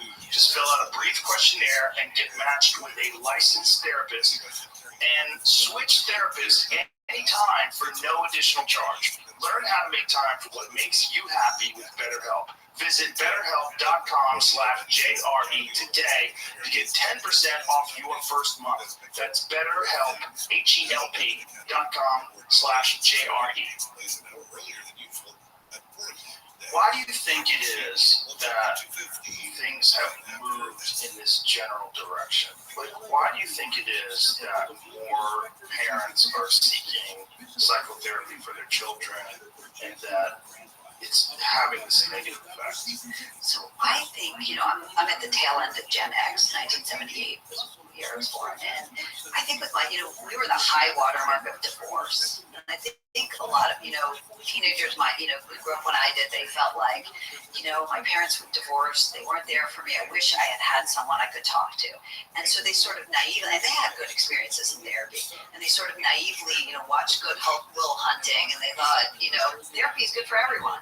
And they sort of naively turned their kids over to a mental health expert right away. At the first, I talked to moms who signed their kids up for therapy because a cat died, because their grandma died, because basically anything that would happen in their life, even routine events. And yeah, look, having your grandparents die is very sad, but that's not, a unexpected trauma. That's part of life, right? And signing up your kid with a therapist might help if they're having a real problem, but it could also introduce other problems. And I think that's what we're seeing. Yeah, there's a reluctance to let children experience discomfort. Right. Exactly. Yeah. Exactly. That's really the only way you learn. You have to. We learn. I mean, obviously, bad feelings can be devastating, but bad feelings also can let you understand the landscape of the world better, and understand what to do and what not to do, and what the consequences are of certain actions. I had some friends when I was growing up that became addicted to drugs, and it sealed the deal for me. Like with cocaine, it was a big one. Like, I've never tried cocaine, and one of the main reasons is because of my friends that I had when I was in high school. I saw the negative. It was horrible. It was horrible to experience. It's horrible as a friend to watch all that go down. But those bad feelings teach you something. They teach you something very important about what the consequences of certain behavior are. That's exactly right. There's this amazing long-term study on kids who lived through the Depression. And they found that the kids who ended up, and they followed these kids from they were born in 1920, 1921, and they followed them long-term. And you know who did the best in the Great Depression? It wasn't the poorest kids whose parents, killed themselves or abandoned them. And it wasn't the rich kids who didn't feel the Depression at all. It was the kids of the deprived middle class. The ones who had to take in extra jobs, wear hand-me-downs, do extra work. Those people ended up so scrappy and so strong. And here's the thing, they also ended up happy, really happy, because they were resilient. They had lived through something, they had learned it, and they learned this amazing gratitude when things went right. Yeah, that's the thing, overcoming adversity and becoming resilient. There's no pill for that. You can't just talk through that. You have to actually experience it. That's right. And we spend so much time worrying about trying to make our kids happy, and we don't spend enough time trying to make them strong. And you know what? We've made them neither. Because making happiness your goal is actually a recipe for being unhappy. And if you don't make a kid strong, you can't be happy. And, I think about my grandmother, and, because everybody has, if anybody thinks about their grandparents, they went through some hard stuff. right? I tell the story in the book. My own grandmother lived through the Depression. Her mother died in childbirth, giving birth to her. She was bounced around. She had to be taken out of her father's home. I don't know if there was abuse. It's not clear, but somebody decided she should be taken out of her father's home. And he was raising 4 kids by himself. And when her oldest sister married at 17, she went to live with her. Then she ended up at 16. She got spinal bulbar polio. She ended up in an iron lung for a year. And she went on to college. She married. She raised 3 kids. She went to night school. She became one of the first judges in Maryland, female judges in Maryland. And she was the happiest person I knew. And that's the kicker. Like, it wasn't just that she achieved so much. She was someone who took in foster kids her whole life. She was a happy person who felt grateful all the time. And today, a school counselor would take one look at her and say, "You've been through a lot of trauma. We should talk about it." But there's got to be some middle ground, isn't there? Is there some middle ground where children can have someone they can confide in and have conversations with that can express these things to them? That although you're going through something awful, that resilience is actually going to serve you in the long run. And even though this feels terrible now, on the other side of it, you will have new tools that will help you manage life. If that was what school counselors said to kids, that would be amazing. But the problem is the mental health profession doesn't track. There's no requirement that they track negative side effects. They're not measuring in general. Now, I have some exceptions that I mentioned in the book, but in general, they're not measuring. Is your anxiety getting better? Like cognitive behavioral therapists will often measure, and they'll often say to a parent, "I'm going to see him for this many sessions, and we're going to measure and make sure the phobia is improving." But very often, they'll just talk about the pain. And talking about the pain regularly, endlessly, is often not as good for a kid as joining a basketball team. So we are talking about essentially the title of the book, which is bad therapy. Yeah. There has to be some good therapy, Sure. right? Good therapy is therapy for a kid who needs it. It's not preventive. I think so. So, like, what do you think the requirements would be for someone to get good therapy?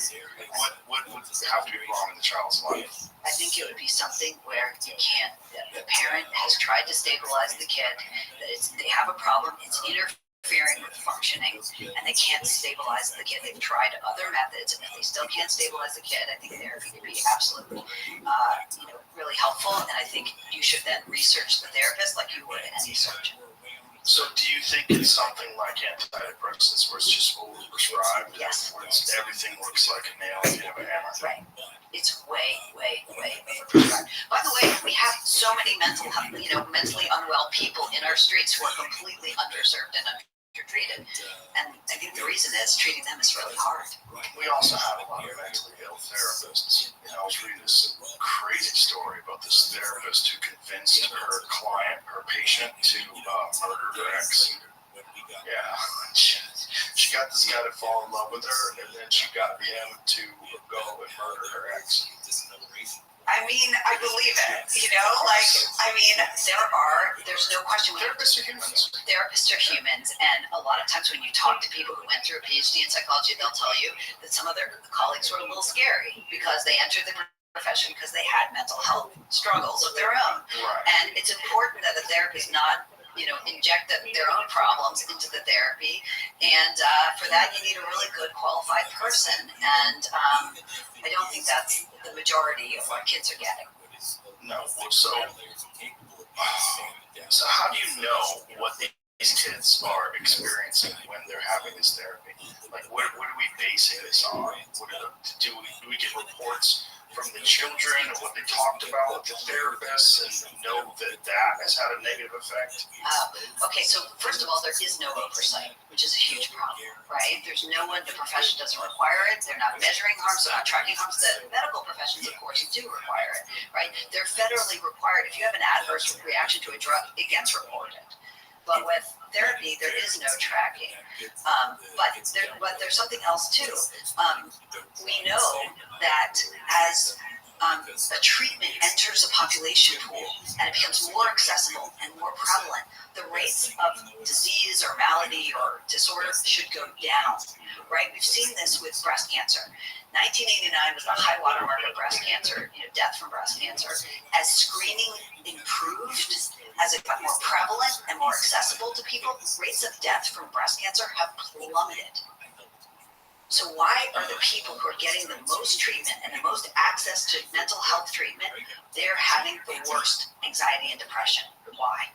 It's skyrocketing. It should be going down. If the treatment were effective, it would be going down. But there are those other factors that we talked about, like social media, living in the age of the internet. This is a bizarre time to be a child. I think the children today are experiencing unprecedented pressure in a weird way that no one knows how to navigate because no one grew up with it besides them. Right. So if you're talking about things like social media, I do think that makes childhood worse and harder. There's no question. But there are other things that are making to childhood uniquely, hard in some sense. Now, of course, we have generations that have lived through pandemics, Great Depression, economic deprivation, and all kinds of things. But two things. One, with any population, you would want to see some dent in the depression. We're not seeing that. Okay? But the other thing is, where were the mental health experts with social media? Right? They could have called for a ban. They didn't. I don't think they knew right away, right? It never existed before. No, but there's been really good evidence for the last 8 years. I don't think there's a parent alive who doesn't already know that social media is bad for kids, right? We've known the phones. We see what they do. We see how angry kids get when you try to take them away. We know that there's like this